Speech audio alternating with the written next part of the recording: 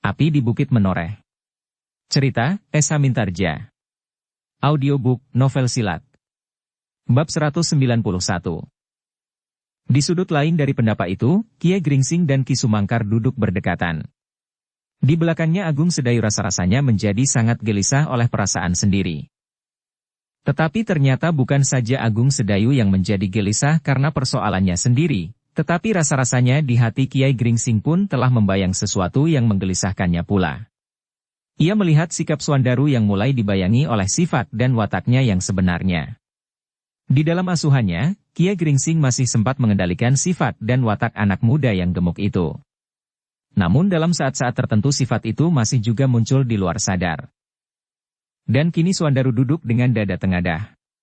Sambil mengangguk-angguk kecil ia tersenyum mendengarkan pujian orang-orang menoreh atasnya. Bahkan seorang tua berkata, "Angger Suandaru tidak perlu merasa berada di tempat lain. Tanah Perdikan Menoreh adalah rumahmu sendiri. Pandan Wangi adalah satu-satunya anak Ki Gede. Jadi siapa lagi yang kelak akan mengendalikan Tanah Perdikan ini selain Angger Suandaru?" Rasa-rasanya dada Suandaru menjadi penuh dengan kebanggaan. Tiba-tiba saja ia melihat orang-orang yang ada di sekitarnya itu pada suatu ketika akan tunduk di bawah perintahnya. Orang-orang tua dari Sangkal Putung tentu akan menghormatinya sebagai pewaris satu-satunya dari Kademangan yang besar dan subur itu, sedangkan orang-orang dari Tanah Perdikan Menoreh menganggapnya sebagai orang yang paling berjasa dan bahkan yang kelak akan menggantikan kedudukan Ki Gede Menoreh. Sehingga dengan demikian, ketika terpandang olehnya dalam cahaya obor dedaunan yang hijau kehitam-hitaman di halaman, maka rasa-rasanya ia melihat Tanah Perdikan Menoreh yang terbentang di bawah Bukit Menoreh yang membujur ke utara itu sebagai telatah yang sudah berada di bawah kekuasaannya. Sanjungan orang-orang Menoreh terhadapnya, membuat dada Suandaru rasa-rasanya menjadi bertambah sesak oleh kebanggaan tentang dirinya, sehingga dalam saat yang demikian, ia tidak ingat lagi untuk memanggil Agung Sedayu agar duduk di sebelahnya mengawaninya seperti ketika ia kesepian di saat-saat menjelang hari perkawinannya di Sangkal Putung. Meskipun Suandaru melihat juga Agung Sedayu yang duduk di belakang gurunya dan Ki Sumangkar, namun ia sama sekali tidak memanggilnya, bahkan menegurnya. Tetapi Agung Sedayu sama sekali tidak memperhatikan sikap Suandaru. Ia sedang digelisahkan oleh perasaannya sendiri. Karena itulah, maka meskipun ia duduk di pendapa, di antara beberapa orang lain yang sibuk membicarakan Suandaru, namun angan-angannya telah menerawang ke dunia angan-angan yang sangat jauh. Berbeda dengan Agung Sedayu, maka Kiai Gringsing dan Ki Sumangkar mulai memperhatikan Suandaru pada saat-saat yang agak terlepas dari kebiasaan yang ditempahkan oleh Kiai Gringsing terhadapnya. Di medan perang, di padang pengembaraan, dan di pematang yang berlumpur, Suandaru sempat mengendalikan diri. Tetapi di tengah-tengah orang-orang tua yang seolah-olah mengerumuninya untuk menyatakan kekaguman mereka, di antara puji dan sanjung, maka yang telah terdesak jauh ke bawah pengendalian diri, di luar sadar telah melonjak kembali. Sebagaimana sifat dan watak anak muda yang bertubuh gemuk itu, yang sejak masa kanak-kanaknya hidup dengan manja dan terpenuhi segala keinginannya.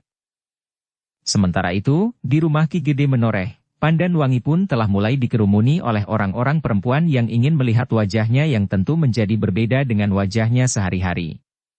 Hampir setiap orang menjadi kagum akan kecantikan gadis itu. Setiap orang yang sehari-hari mengenalnya sebagai seorang gadis yang lembut tetapi di saat-saat tertentu dapat berubah menjadi harimau betina itu, menjadi terheran-heran melihat wajah yang seakan memancarkan cahaya yang menyilaukan. Namun perempuan-perempuan itu pun ikut serta menahan hati ketika mereka melihat, di mata gadis yang cantik itu telah mengembang air mata. Mereka menyadari bahwa tentu ada sesuatu yang bergejolak di hati gadis itu. Adalah wajar sekali bahwa di saat menjelang hari perkawinan, tetapi tidak ditunggui oleh ibunya yang sudah mendahului menghadap Tuhannya, rasa-rasanya hati menjadi pedih. Tetapi tidak seorang pun yang mengetahui bahwa perasaan Pandan Wangi bukannya sekedar berhenti pada kesepian yang mencengkamnya di dalam keramaian itu. Bukan saja bahwa ia tidak ditunggui oleh ibunya.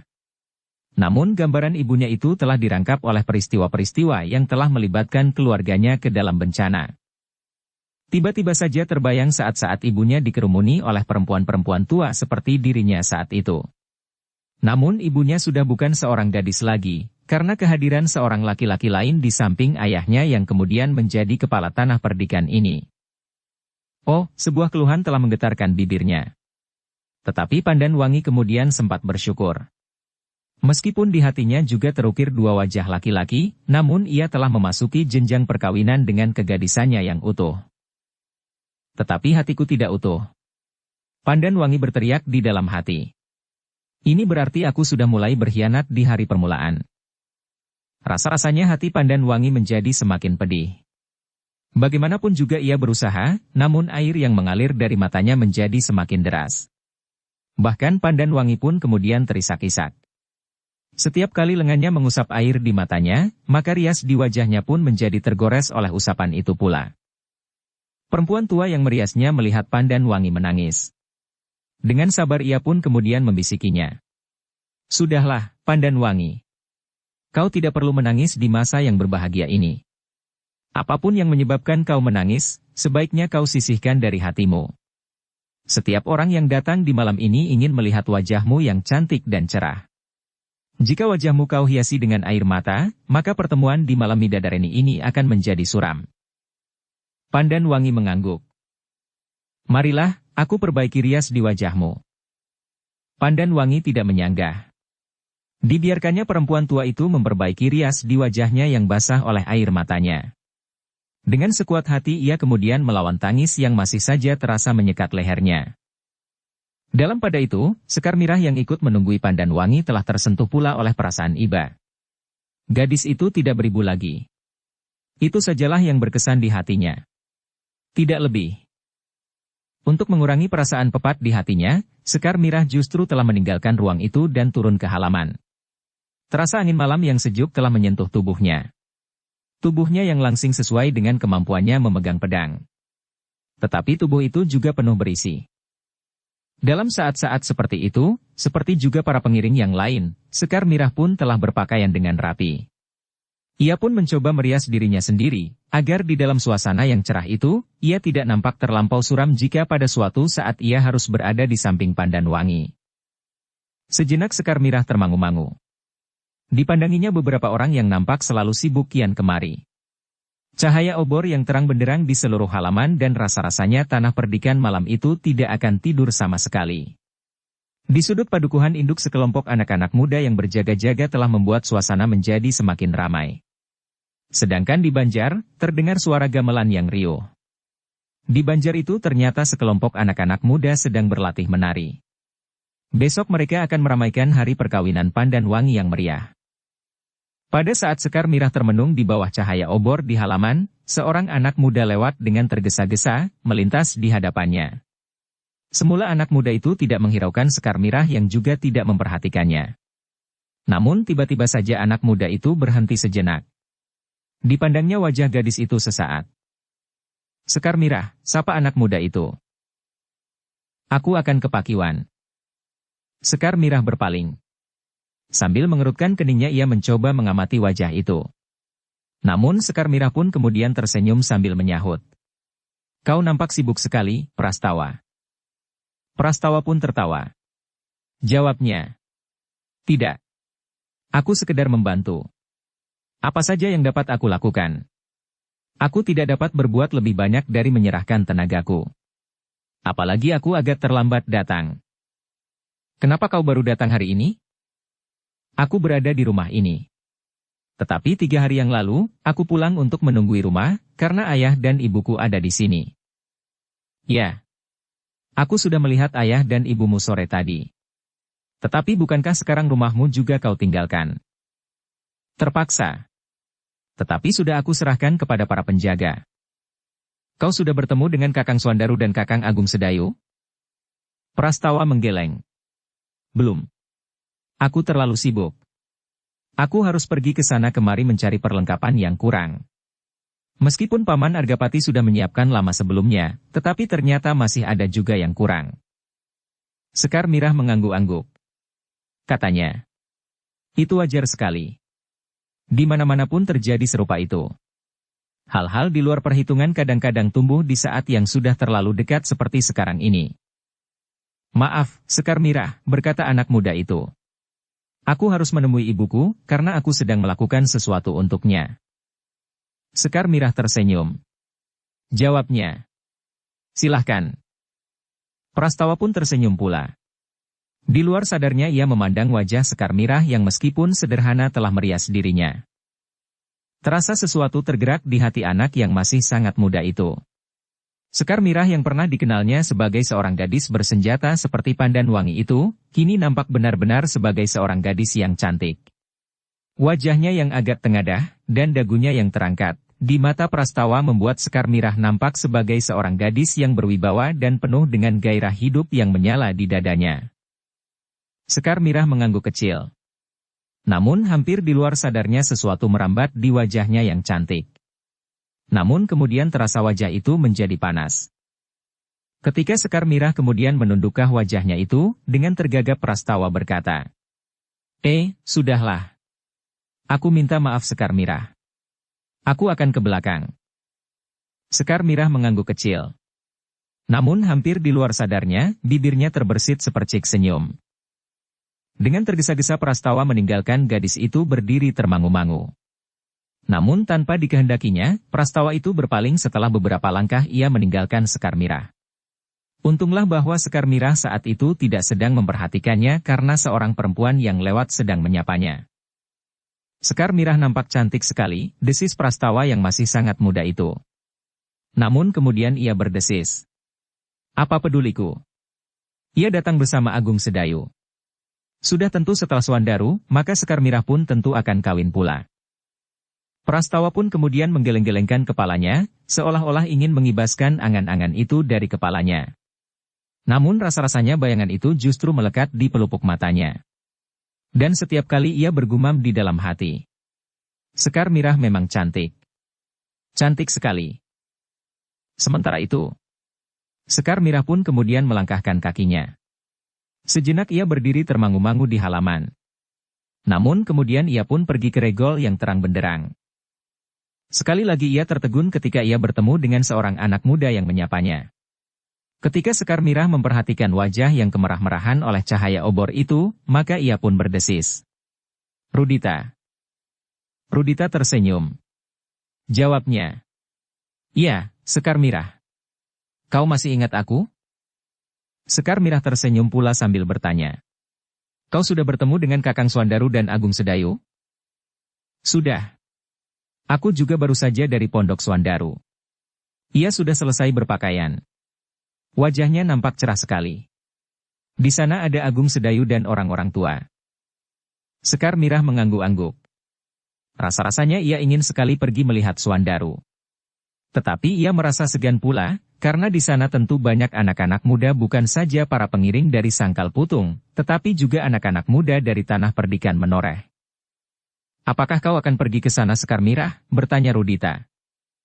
Sekar Mirah termangu-mangu sejenak. Namun ia pun menggeleng sambil menjawab. Tidak sekarang.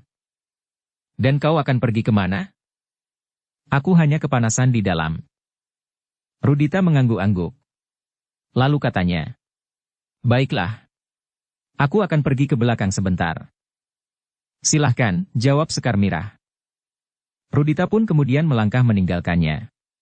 Langkahnya lamban dan seolah-olah sama sekali tidak mempunyai kepentingan apapun dengan kesibukan di seluruh halaman itu, bahkan di seluruh Tanah Perdikan Menoreh. Berbeda sekali dengan langkah Prastawa yang cepat dan nampak sibuk sekali. Anak malas, desis Sekar Mirah. Seharusnya ia bersikap sebagai anak laki-laki yang cekatan dan tangkas. Prastawa adalah gambaran dari seorang anak muda yang mempunyai gairah hidup yang besar. Untuk beberapa saat Sekar Mirah masih memandangi langkah Rudita yang lambat menuju ke gandok. Sejenak kemudian barulah Sekar Mirah melangkah.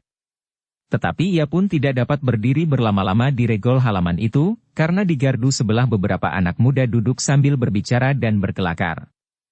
Beberapa orang pengawal yang bertugas justru tidak mendapat tempat untuk duduk di dalam gardu sehingga mereka berdiri saja di sisi regol yang terang benderang di bawah lampu obor yang berlipat dari jumlah lampu obor yang biasa terpasang. Dengan mereka-reka tentang hari depannya sendiri Sekar Mirah melangkah kembali ke ruang dalam. Untunglah, bahwa Kakang Suandarulah yang mendahului kawin, berkata Sekar Mirah di dalam hatinya. Dengan demikian Kakang Agung Sedayu dapat mengukur, saat kita kawin nanti, perhelatannya harus lebih meriah dari yang diselenggarakan sekarang. Aku akan minta ayah untuk menyelenggarakan perhelatan di Sangkal Putung lebih baik dari yang diselenggarakan di Tanah Perdikan Menoreh ini. Sedang Kakang Agung Sedayu akan dapat penghormatan yang meriah di Jati Anom karena ia adalah seorang adik dari Senapati Besar, Untara. Namun kemudian wajah Sekar Mirah menjadi berkerut ketika teringat olehnya, bahwa saat Untara kawin, Jati Anom tidak menyelenggarakan sesuatu yang mengejutkan. Perkawinan itu berlangsung sederhana di Banyu Asri. Tetapi, katanya kemudian, kehadiran utusan dari Mataram dan Pajang membuat perhelatan itu mempunyai wibawa yang agung meskipun tidak meriah. Sekar Mirah termangu-mangu sejenak. Namun ia berniat untuk membicarakannya dengan Agung Sedayu. Perkawinan mereka harus diselenggarakan dengan meriah sekali. Lebih meriah dari perkawinan kakaknya, Swandaru. Hampir di luar sadarnya, maka Sekar Mirah pun masuk kembali ke dalam bilik Pandan Wangi. Ia melihat orang perempuan berambut putih itu sudah memperbaiki rias pandan wangi yang dirusakkannya karena air matanya yang meleleh di pipinya. Meskipun demikian, wajah Pandan Wangi masih dibayangi oleh kepedihan hatinya, meskipun tidak ada orang yang dapat menebak dengan tepat, apakah sebenarnya yang sedang dipikirkan oleh gadis itu. Di luar kesibukan yang sedang berlangsung di Tanah Perdikan Menoreh, dua orang melintas perlahan-lahan. Keduanya telah menitipkan kuda mereka kepada seseorang yang belum mereka kenal sama sekali. Tetapi dengan berbagai macam alasan, mereka berusaha untuk dapat meyakinkan kepada orang yang dititipinya, bahwa kehadirannya semata-mata didorong oleh keinginannya untuk melihat perkawinan putri kepala Tanah Perdikan Menoreh. Tetapi aku belum mengenal kalian, desis orang itu. Sejenak keduanya berpandangan. Salah seorang dari mereka pun kemudian mengambil sesuatu dari kantong ikat pinggang kulitnya. Aku mempunyai uang sedikit. Barangkali dapat kau pergunakan untuk mengupah anak-anak agar besok dapat mencari rumput buat kudaku. Selama hari-hari perhelatan sampai hari kelima. Kami akan ikut mengiringi pengantin itu ke Sangkal Putung. Tetapi kenapa kau titipkan kudaku di sini? Itu lebih baik daripada aku membawanya kian kemari. Orang itu masih bingung. Namun tiba-tiba saja ia mengangguk-angguk ketika salah seorang dari kedua orang itu melemparkan uang kepadanya. Terlalu banyak dari dugaan yang tumbuh di hatinya. Aku kira kau memerlukan uang itu, desis orang itu. Sejenak orang yang semula ragu-ragu itu memandangi kedua orang yang terlalu baik kepadanya itu, yang melemparkan uang terlalu banyak jika dinilai dengan sekedar menitipkan 2 ekor kuda meskipun ia harus mencari rumput untuk memberi makan kuda-kuda itu. Apakah masih kurang? Bertanya salah seorang dari kedua penunggang kuda itu. Apakah kau akan menambah lagi? Gila, geram yang lain. Kau terlalu tamak. Namun sikap itu justru menumbuhkan sesuatu di dalam hati pemilik rumah yang terhitung seorang yang miskin itu. Ketamakan benar-benar telah mencengkamnya, sehingga ia pun kemudian berkata, sebaiknya kalian menambah sedikit lagi, agar aku dapat mencarikan rumput segar bagi kudamu selama 5 hari. Itu terlalu banyak. Kisanak. Sebenarnya kalian berdua menimbulkan kecurigaan padaku.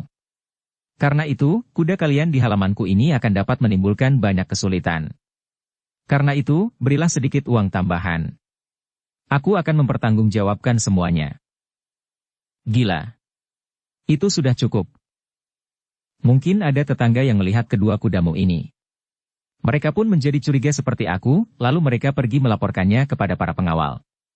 Nah, sebelum mereka melaporkan kuda-kudamu, aku dapat mencegahnya dengan memberikan sebagian dari pemberianmu itu. Itu adalah kegilaan yang tidak pantas, tiba-tiba salah seorang dari kedua orang berkuda itu menarik pisau belati dari bawah bajunya.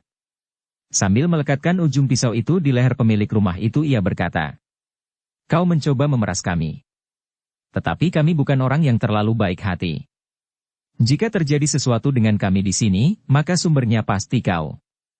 Ketahuilah, kami berdua mempunyai 1000 kawan yang berkeliaran di Tanah Perdikan Menoreh. Masing-masing mengetahui keadaan dan kemungkinan yang terjadi dengan kawan-kawannya. Jika aku tidak berkumpul pada saatnya, maka mereka mengetahuinya, siapakah yang harus ditangkap, diseret di belakang kaki kuda, dan kemudian dilemparkan ke dalam kedung di pusaran Kali Praga untuk dijadikan makanan buaya. Bukan hanya kau, tetapi aku tahu, kau mempunyai anak yang masih kecil-kecil. Nah, tulangnya tentu masih lunak, dan tentu menyenangkan sekali bagi buaya-buaya kerdil di kedung itu. Wajah orang itu tiba-tiba menjadi pucat. Ketika ujung pisau itu menyentuh kulitnya, ia mundur selangkah. Jangan, jangan. Kau orang yang sangat tamak. Nah, katakan sekali lagi bahwa kau minta uang tambahan. Tidak. Tidak. Itu sudah cukup. Jangan mencoba melaporkan kehadiranku di sini, jika kau masih sayang kepada nyawamu, anak-anakmu yang masih kecil-kecil dan istrimu. Tidak. Aku tidak akan melaporkannya. Kedua orang itu saling berpandangan sejenak, lalu. Kami akan pergi. Setiap saat kami akan datang untuk mengambil kuda kami. Tetapi selama itu, orang-orang kami akan selalu mengawasimu. Ingat. Nyawamu, nyawa anak-anak dan istrimu. Aku masih baik karena aku tidak minta uang itu kembali. Kedua orang itu pun kemudian pergi. Tetapi sorot matanya penuh dengan ancaman, sehingga pemilik rumah itu menjadi semakin pucat. Namun ia benar-benar telah dicengkam oleh ketakutan, sehingga ia tidak berani berbuat apapun juga. Meskipun sebenarnya memang ada kecurigaan di hatinya, tetapi ia tidak mempunyai keberanian untuk menyampaikan hal itu kepada para pengawal. Bahkan kemudian ia telah berusaha menyembunyikan kedua ekor kuda itu di longkangan belakang sehingga tidak seorang pun yang akan dapat melihat. Kepada istrinya ia berpesan, agar tidak mengatakan apapun juga tentang kedua ekor kuda itu kepada tetangga-tetangganya, dan bahkan anaknya yang masih kecil pun dipesannya juga, agar ia tidak bercerita kepada kawan-kawannya tentang kuda-kuda itu. Jika anak-anak menyebut tentang kuda-kuda hantu itu, maka lidahnya akan berkerut. Semakin lama menjadi semakin pendek, sehingga akhirnya lidah itu akan habis. Nah, jika lidahmu habis, kau tidak akan dapat berbicara lagi. Ayahnya mencoba menakut-nakuti anak-anaknya. Anak-anak kecil itu mengangguk-angguk. Tetapi mereka memang benar-benar menjadi ketakutan sehingga mereka sama sekali tidak berani menyebut tentang kedua ekor kuda yang berada di longkangan itu. Dalam pada itu, kedua penunggang kuda itu pun dengan leluasa berada di tanah perdikan menoreh. Di siang hari mereka akan bersembunyi di hutan-hutan kecil, sedang di malam hari mereka akan muncul untuk melihat perhelatan yang meriah di tanah perdikan menoreh. Kenapa kita harus berada di sini selama 5 hari? Bertanya yang seorang. Kita akan mengikuti mereka ke Sangkal Putung. Bukankah tugas kita mengawasi hasil dari usaha Gandu Demung untuk merampas harta kekayaan yang ada pada sepasang pengantin itu bersama pengiringnya? Tetapi menurut keterangan yang kami terima, hal itu akan dilakukannya di daerah Sangkal Putung. Kita tidak tahu tempat yang mereka pilih dengan tepat. Jika kehadiran kita terlihat oleh Gandu Demung, karena tiba-tiba saja kita telah terjerumus di tempat persembunyiannya, maka tugas kita akan gagal. Gandu Demung mengetahui bahwa tingkah lakunya selalu diawasi. Mungkin ia akan mengambil sikap yang tidak terduga-duga untuk melepaskan dirinya dari pengawasan yang tentu tidak akan disukainya. Jadi, apakah kita akan berada di dalam iring-iringan pengantin?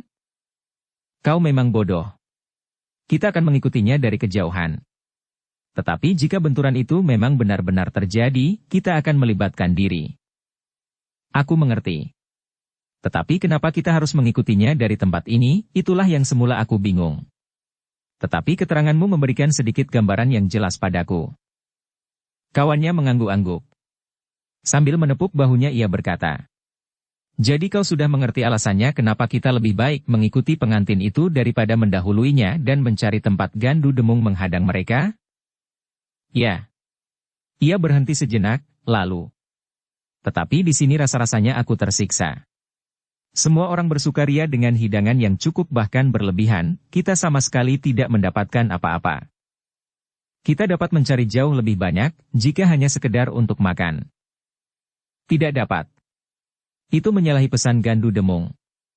Ia mengharap tanah perdikan menoreh menjadi tenang dan tidak terganggu apapun juga untuk melupakan kesiagaan orang-orang menoreh. Kau benar-benar bodoh. Kita dapat berpacu sejenak keluar dari tanah perdikan ini. Di kademangan-kademangan kecil kita akan mendapatkan sesuatu jika sekedar ingin makan sampai perutmu pecah. Daging ayam, telur, daging lembu, dan apalagi yang lebih enak dari semuanya itu? Kawannya tersenyum. Tetapi ia tidak menjawab.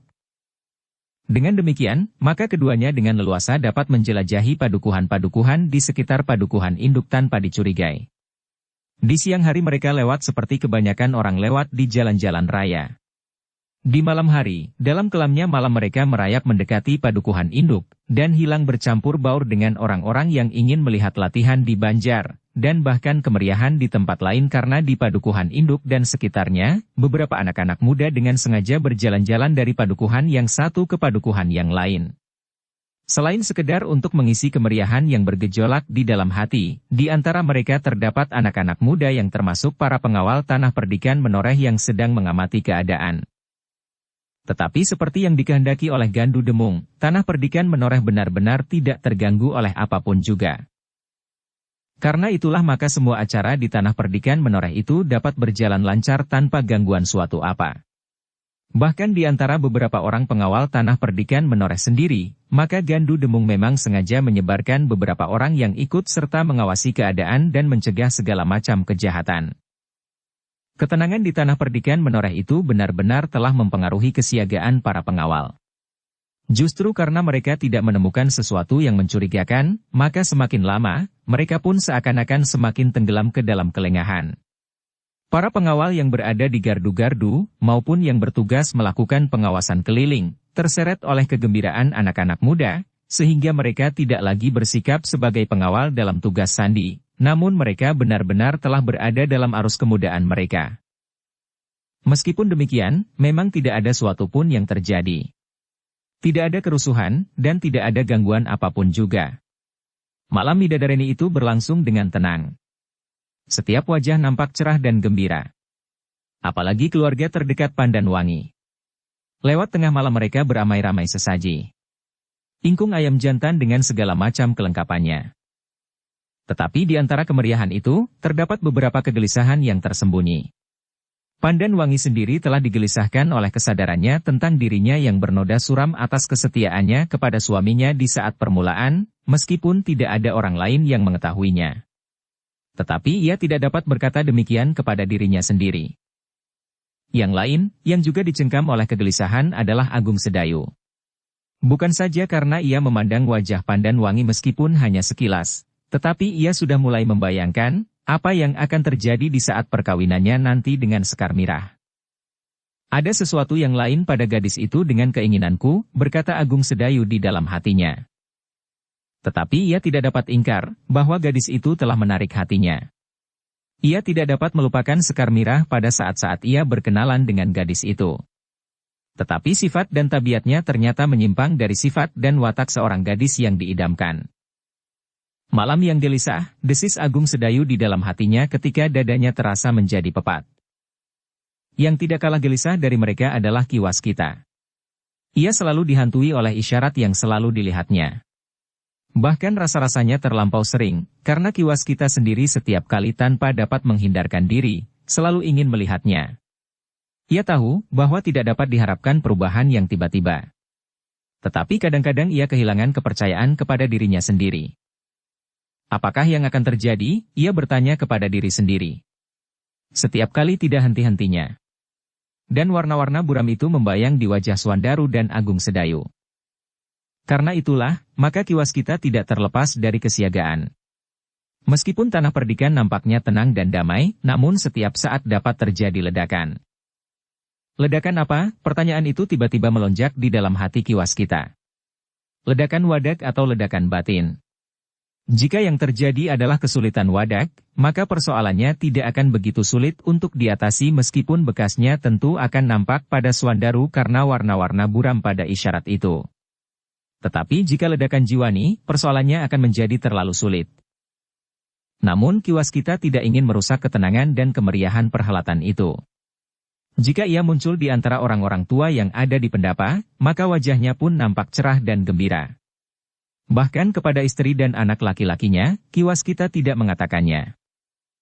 Tetapi Ki Waskita terkejut, ketika upacara di malam Midadareni itu lampau, Rudita mendekatinya sambil berbisik. Ayah, apakah aku masih dipengaruhi oleh perasaan kanak-kanakku itu terhadap Pandan Wangi? Ki Waskita menahan nafasnya. Dengan ragu-ragu ia bertanya. Kenapa kau bertanya begitu, Rudita? Rudita menarik nafas. Tetapi sikapnya kini benar-benar telah menunjukkan sikap seorang anak muda yang dewasa. Ayah, berkata Rudita. Aku pernah merasakan sesuatu yang asing di dalam diriku terhadap gadis itu. Agaknya itulah yang disebut sentuhan perasaan cinta. Tetapi aku merasa bahwa aku telah berhasil melepaskan diri dengan dasar pertimbangan nalar. Dan inilah yang meragukan. Apakah perasaanku itu dapat aku sembunyikan di balik pertimbangan nalar, ataukah hanya sekedar tersamar oleh sikap pura-pura? Kiwas kita memandang wajah anaknya sejenak. Tetapi pada wajah itu sama sekali tidak nampak kedalaman perasaan. Seolah-olah Rudita benar-benar berbicara atas pertimbangan nalar. "Ayah," berkata Rudita. "Tetapi masih ada kemungkinan lain.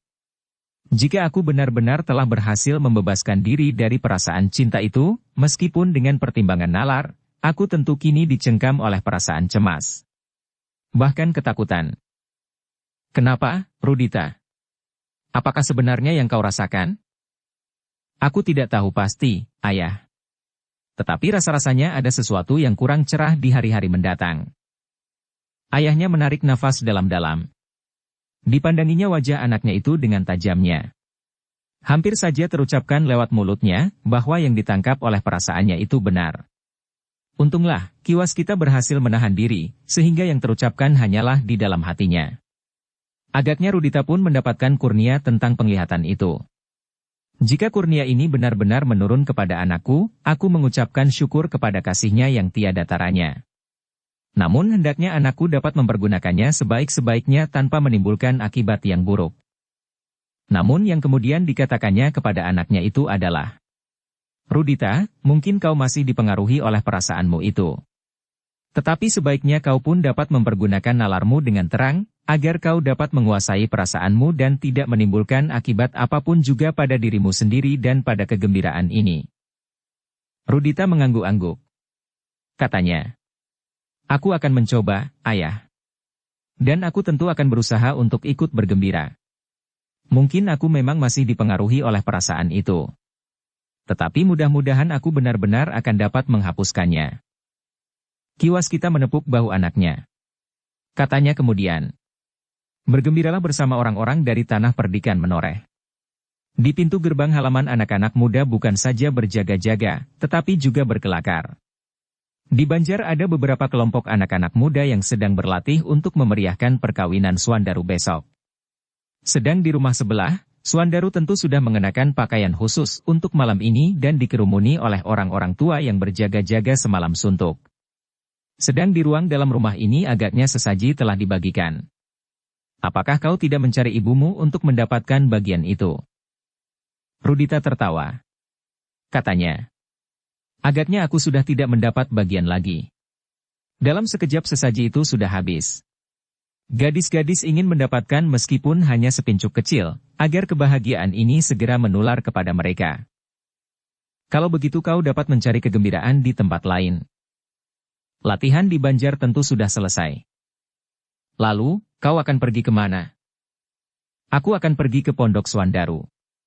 Di sana tentu banyak anak-anak muda." "Pergilah. Nanti menjelang pagi aku juga akan pergi ke sana." Rudita pun kemudian meninggalkan ayahnya. Di halaman masih nampak beberapa orang yang hilir mudik meskipun dedaunan telah basah oleh embun lewat tengah malam. Tetapi rasa-rasanya tanah perdikan semalam suntuk tidak akan tidur. Seorang diri Rudita pergi ke rumah yang diperuntukkan bagi Swandaru. Dari luar regol halaman, sudah nampak cahaya lampu yang terang benderang. Ketika ia memasuki halaman, maka terdengar suara gelak tertawa yang meledak-ledak. Agaknya mereka sedang bergurau dengan riuhnya. Barangkali beberapa orang sedang mengganggu Swandaru. Rudita sudah mulai tersenyum-senyum. Rasa-rasanya ia pun hampir tertawa pula. Tetapi ia sadar bahwa ia seorang diri, sehingga ia pun menahan senyumnya yang hampir menghiasi bibirnya. Ketika ia naik ke pendapa, semua orang berpaling kepadanya sehingga Rudita menjadi segan karenanya. Namun ia masih memerlukan menyapa Swandaru. "Kau nampak tampan sekali, Swandaru." Swandaru berpaling kepadanya. Hanya sekilas. Dianggukkan kepalanya sambil menjawab pendek, "Terima kasih." Selebihnya Swandaru mulai berbicara lagi dengan beberapa pemimpin tanah perdikan menoreh yang sedang mengganggunya. Rudita mengerutkan keningnya. Sikap itu agak terasa janggal baginya. Swandaru adalah anak muda yang ramah dan gembira. Tetapi rasanya ia sama sekali tidak menghiraukan kehadirannya. Rudita masih ingin meyakinkannya sehingga ia pun bertanya. Suandaru, berapa hari kau menghias diri untuk malam ini dan besok? Suandaru berpaling sekali lagi. Sambil mengangguk kecil ia menjawab pendek. Sehari. Ya, sehari. Dan sekali lagi Suandaru melepaskan perhatiannya dari Rudita. Ia agaknya lebih senang menanggapi gurau orang-orang tanah perdikan itu selain Pandan Wangi. Dan itu berarti bahwa Suandarulah yang kelak akan memegang kendali pemerintahan itu. Karena itulah, di dalam kelakar itu, Suandaru merasa bahwa dirinya mulai melangkah ke tingkat yang lebih tinggi di tanah perdikan menoreh. Bahwa pada suatu saat ia akan berdiri di atas semua orang yang sekarang sedang mengerumuninya. Itulah sebabnya, maka ia tidak begitu tertarik melihat kehadiran Rudita. Rudita bukanlah orang tanah perdikan menoreh yang akan menundukkan kepalanya kelak jika saatnya tiba. Rudita yang termangu-mangu menarik nafas dalam-dalam. Tetapi ia sama sekali tidak menjadi sakit hati. Bahkan ia pun ikut tertawa ketika orang-orang di pendapa itu kemudian tertawa oleh kelakar yang segar. Rudita adalah orang yang dalam wujudnya yang mapan tidak mencari kesalahan pada orang lain.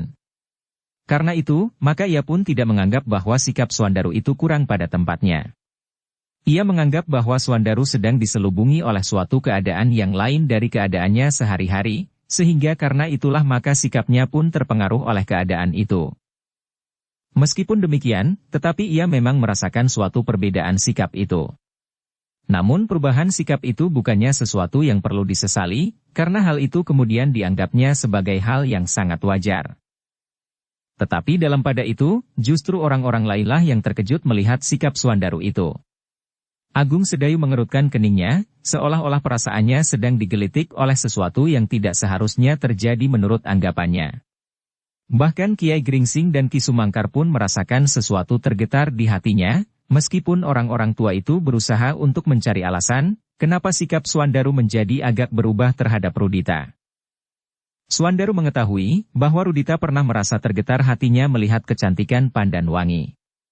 Agaknya itulah sebabnya, kenapa sikapnya terhadap Rudita agak lain dengan sikapnya kepada orang lain, berkata Kiai Gringsing di dalam hatinya. Namun dalam pada itu, selagi Rudita termangu-mangu, ia merasa seseorang menggamit lengannya. Ketika ia berpaling, dilihatnya Agung Sedayu berdiri di belakangnya sambil tersenyum. Oh, Rudita pun tertawa pula. Marilah. Kiai Gringsing dan Ki Sumangkar ada di sudut itu. Oh, Rudita mengangguk-angguk. Baiklah. Aku ikut ke tempat mereka. Rudita pun kemudian mengikuti Agung Sedayu berjalan di halaman ke tempat Kiai Gringsing dan Ki Sumangkar duduk. Sambil mengangguk dalam-dalam anak muda itu pun kemudian ikut duduk bersama mereka. Tetapi baik Agung Sedayu maupun Rudita, sama sekali tidak berniat untuk menyinggung sikap Suandaru yang agak lain dengan sikapnya sehari-hari. Demikianlah, maka baik di rumah Ki Gede Menoreh, maupun di rumah yang disediakan bagi Suandaru, beberapa orang telah berjaga-jaga sambil berkelakar semalam suntuk. Menjelang pagi, Pandan Wangi dan Suandaru telah dipersilahkan meninggalkan pertemuan itu untuk tidur, agar mereka tidak menjadi terlalu lelah. Sementara orang-orang di pendapa masih tetap duduk berjaga-jaga sampai matahari terbit di timur. Ayah akan datang kemari, berkata Rudita menjelang pagi. Tetapi sampai pagi ayah belum juga datang. Oh, tentu kami akan menunggu. Mungkin masih terlalu sibuk. Ayah tidak berbuat apa-apa di sana, selain duduk berbincang-bincang dengan Paman Argapati. Justru berbincang-bincang dalam keadaan seperti sekarang ini akan menjadi penting karena mereka tentu membicarakan sesuatu menjelang hari perkawinan itu. Rudita mengangguk-angguk. Tetapi belum lagi ia menjawab, maka dilihatnya Ki Waskita benar-benar memasuki halaman. Sambil tersenyum, Kiai Gringsing dan Ki Sumangkar menyambutnya. Oh, maaf, Kiai, desis Ki Waskita. Baru sekarang aku sempat datang. Justru setelah matahari hampir terbit. Oh, tidak apa, Ki Waskita. Tentu Ki Waskita sibuk sekali. Tidak. Sebenarnya aku tidak berbuat apa-apa. Tetapi sebenarnya lah bahwa rasa-rasanya ada sesuatu yang membawaku berjalan-jalan mengelilingi padukuhan induk ini. Kiai Gringsing mengerutkan keningnya. Desisnya. Tentu bukan tidak beralasan jika Ki Waskita mengelilingi padukuhan induk. Kali ini benar-benar tidak beralasan. Meskipun jika dicari memang ada pula alasannya. Aku ingin melihat sambutan rakyat Tanah Perdikan menoreh terhadap perkawinan Pandan Wangi ini. Bukan karena aku mendapat firasat buruk, sambung Ki Waskita. Dan aku pun telah melihat, bahwa hampir tidak ada orang yang tidur malam ini kecuali anak-anak. Apalagi malam nanti. Ya. Malam nanti tentu lebih meriah lagi. Kiai Gringsing dan Ki Sumangkar mengangguk-angguk. Mereka pun kemudian naik dan duduk di pendapa yang sudah mulai sepi. Satu-satu orang-orang yang semula mengerumuni Suandaru telah meninggalkan pendapa itu untuk beristirahat, karena malam nanti mereka pun harus berjaga semalam suntuk pula. Di siang hari yang kemudian seolah-olah tumbuh di Tanah Perdikan menoreh, kesibukan justru meningkat. Persiapan-persiapan untuk perhelatan malam nanti harus diselesaikan pada waktunya. Sementara itu, orang-orang dari Tanah Perdikan menoreh dan sekitarnya datang berurut. 1-2 orang, tetapi mengalir tanpa henti-hentinya untuk menyampaikan tanda ikut bergembira kepada Ki Gede menoreh. Kedatangan mereka membuat hati Pandan Wangi justru menjadi semakin pedih. Dalam perhelatan yang lazim, setiap orang yang datang untuk menyampaikan tanda ikut bergembira dengan sekedar menyerahkan sumbangan berupa apapun juga, diterima oleh ibu dari pengantinnya. Tetapi kedatangan mereka di rumah itu, tidak lagi menjumpai ibunya yang sudah lama tidak ada lagi. Yang menerima mereka adalah perempuan tua yang diminta oleh Ki Argapati untuk melakukannya atas namanya. Karena itulah, maka Pandan Wangi merasa hari-hari menjelang saat perkawinannya itu menjadi semakin sepi dan ngelangut. Noda yang tumbuh di hatinya meskipun tidak ada orang lain yang mengetahuinya, peristiwa yang mungkin masih akan terjadi. Tetapi aku harus berdiri di atas kenyataan ini, berkata Pandan Wangi kepada diri sendiri. Aku harus melangkah terus. Dan sekarang aku berada di sini dalam keadaan ini. Aku tidak boleh tenggelam ke dalam masa lalu, karena aku menghadapi masa depanku yang panjang. Dengan demikian di saat-saat terakhir, Pandan Wangi berhasil menguasai perasaannya. Ia mulai mengendapkan semua persoalan yang bergejolak di dalam hatinya, sehingga kemudian dari bibirnya mulai nampak senyumnya yang jernih. Orang-orang perempuan yang dengan diam-diam memperhatikan keadaan Pandan Wangi menjadi tersenyum pula. Agaknya kegelisahan gadis itu sudah dapat diatasinya. Apalagi ketika Pandan Wangi sudah mulai mengajukan beberapa permintaan. Agaknya ia mulai merasa haus dan lapar. Ketika matahari mulai memanjat langit semakin tinggi, di rumah yang diperuntukkan bagi para tamu dari Sangkal Putung, beberapa orang perempuan mulai sibuk pula. Mereka diminta oleh Ki Demang untuk mempersiapkan upacara iringan bagi pengantin laki-laki. Selain bahan pakaian, juga mereka harus membawa makanan beberapa jodang sebagai kelengkapan upacara. Demikianlah kesibukan di Tanah Perdikan menoreh semakin meningkat. Lewat tengah hari ketika matahari mulai turun, di dalam biliknya Pandan Wangi sudah mulai dipersiapkan pula. Beberapa perempuan tua telah berkumpul di dalam bilik itu. Namun beberapa orang gadis berusaha untuk ikut mengintip dari luar pintu. Sekar Mirah, yang datang bersama iring-iringan bakal pengantin dari Sangkal Patung, ikut pula berada di dalam bilik itu. Ia seolah-olah sedang mempelajari, apakah yang seharusnya dilakukan oleh seorang calon pengantin perempuan. Hari itu Pandan Wangi mengalami rias yang lebih berat dari sehari sebelumnya menjelang malam Midadareni, karena saat itu Pandan Wangi benar-benar menghadapi saat-saat perkawinannya. Sementara itu, semakin banyak tamu-tamu yang mengalir ke rumah Ki Gede menoreh yang menjadi ramai. Hiasan telah terpasang di mana-mana. Pendapa rumah Ki Gede nampaknya menjadi berwarna cerah oleh janur yang seolah-olah tersangkut di segala bagian. Akhirnya, saat yang ditentukan itu pun tiba. Di peringgitan telah terbentang tikar pandan yang putih bersih. Sementara pendapa rumah itu telah disiapkan seperangkat gamelan. Setelah saat-saat perkawinan selesai, maka di pendapa itu akan dipertunjukkan berbagai macam tari yang dilakukan oleh anak-anak muda Tanah Perdikan menoreh. Sedangkan di Banjar, juga akan diselenggarakan keramaian bagi para pengawal yang bertugas. Bergantian mereka berkumpul di Banjar. Setelah bergantian mereka meronda berkeliling Tanah Perdikan, karena justru pada malam perkawinan itu, para pengawal harus bersiaga semakin waspada. Suandaru yang sudah lengkap dengan pakaian pengantinnya menjadi berdebar-debar, ketika orang-orang tua mempersilahkannya bersiap, karena sebentar lagi pengantin laki-laki itu akan dipersilahkan pergi ke rumah pengantin perempuan untuk dipertemukan dengan upacara lengkap. Di bawah tangga pendapa rumah Ki Gede telah disediakan jambangan air dan sebuah pasangan lembu serta perlengkapan-perlengkapan upacara yang lain. Kita menunggu seseorang dari rumah pengantin perempuan, berkata salah seorang dari orang-orang tua yang ikut dari Sangkal Putung. Salah seorang akan memberitahukan, kapan kita akan berangkat. Suandaru tersenyum sambil mengangguk-angguk. Setiap kali ia memperhatikan pakaiannya yang serba gemerlap.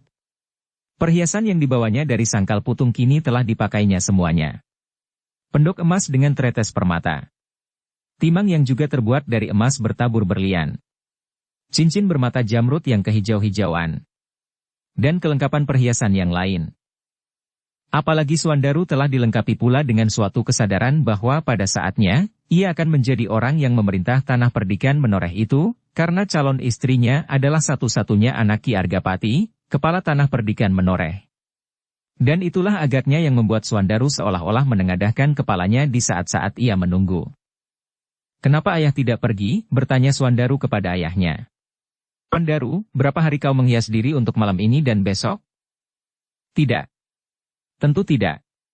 Tidak seharusnya ayah pengantin laki-laki ikut hadir pada upacara perkawinan itu. Aku akan pergi menyusul jika upacara yang sebenarnya sudah selesai. Suandaru mengangguk-angguk. Namun hatinya rasa-rasanya menjadi semakin gelisah. Setiap kejap, terasa seolah-olah hampir sehari penuh. Kegelisahan Suandaru memuncak ketika ia melihat beberapa orang datang dari rumah Ki Gede membawa pesan, bahwa pengantin laki-laki diharap segera datang. Upacara sudah dapat dimulai, karena saatnya memang sudah tiba. Ki Demang mengangguk-angguk. Dengan gagap ia menyahut. Kami akan segera datang, Kisanak. Maksudku, pengantin laki-laki. Kami menunggu di Regol, Ki Demang. Terima kasih. Tetapi bukankah ada satu atau dua orang yang akan pergi bersama kami? Ya, jawab salah seorang dari mereka. Biarlah dua orang dari kami menunggu di sini. Ketika yang lain meninggalkan tempat itu, maka Suandaru pun segera disiapkan. Diiringi oleh orang-orang tua dari Sangkal Putung, Suandaru turun ke halaman. Beberapa orang anak muda yang mengiringinya dari Sangkal Putung, langsung menjadi pengiringnya pula. Sedang yang lain akan menyusul bersama Ki Demang jika upacara telah selesai. Apakah kau akan pergi sekarang juga? Bertanya Suandaru kepada Agung Sedayu. Agung Sedayu memandang Ki Demang sejenak, kemudian Kiai Gringsing dan Ki Sumangkar berganti-ganti, seolah-olah ingin bertanya, apakah ia akan pergi atau menunggu bersama-sama Ki Demang Sangkal Putung. Kiai Gringsing yang pergi mendahului bersama Ki Sumangkar mengiringi pengantin laki-laki itu pun berkata, baiklah kau pergi sekarang juga, Agung Sedayu. Agung Sedayu mengangguk. Jawabnya, baiklah, Guru. Namun ia masih juga berpaling kepada Ki Demang yang mengangguk pula. Ki Demang pun mengangguk sambil berkata, iya, pergilah sekarang. Agung Sedayu masih termangu-mangu sejenak. Namun ketika iring-iringan itu mulai bergerak, maka ia pun mengikutinya pula. Dengan kepala tunduk ia berjalan di sebelah gurunya dan Ki Sumangkar. Sekali-sekali Agung Sedayu mencoba memandang Suandaru dalam pakaian pengantinnya dengan perhiasan yang mahal. Perhiasan itu bukannya perhiasan yang dipinjamnya dari orang lain. Tetapi perhiasan yang dikenakannya adalah perhiasannya sendiri yang dibeli oleh Ki Demang Sangkal Putung dan diberikan kepadanya sebagai hadiah perkawinannya. Agung Sedayu setiap kali hanya menarik nafas.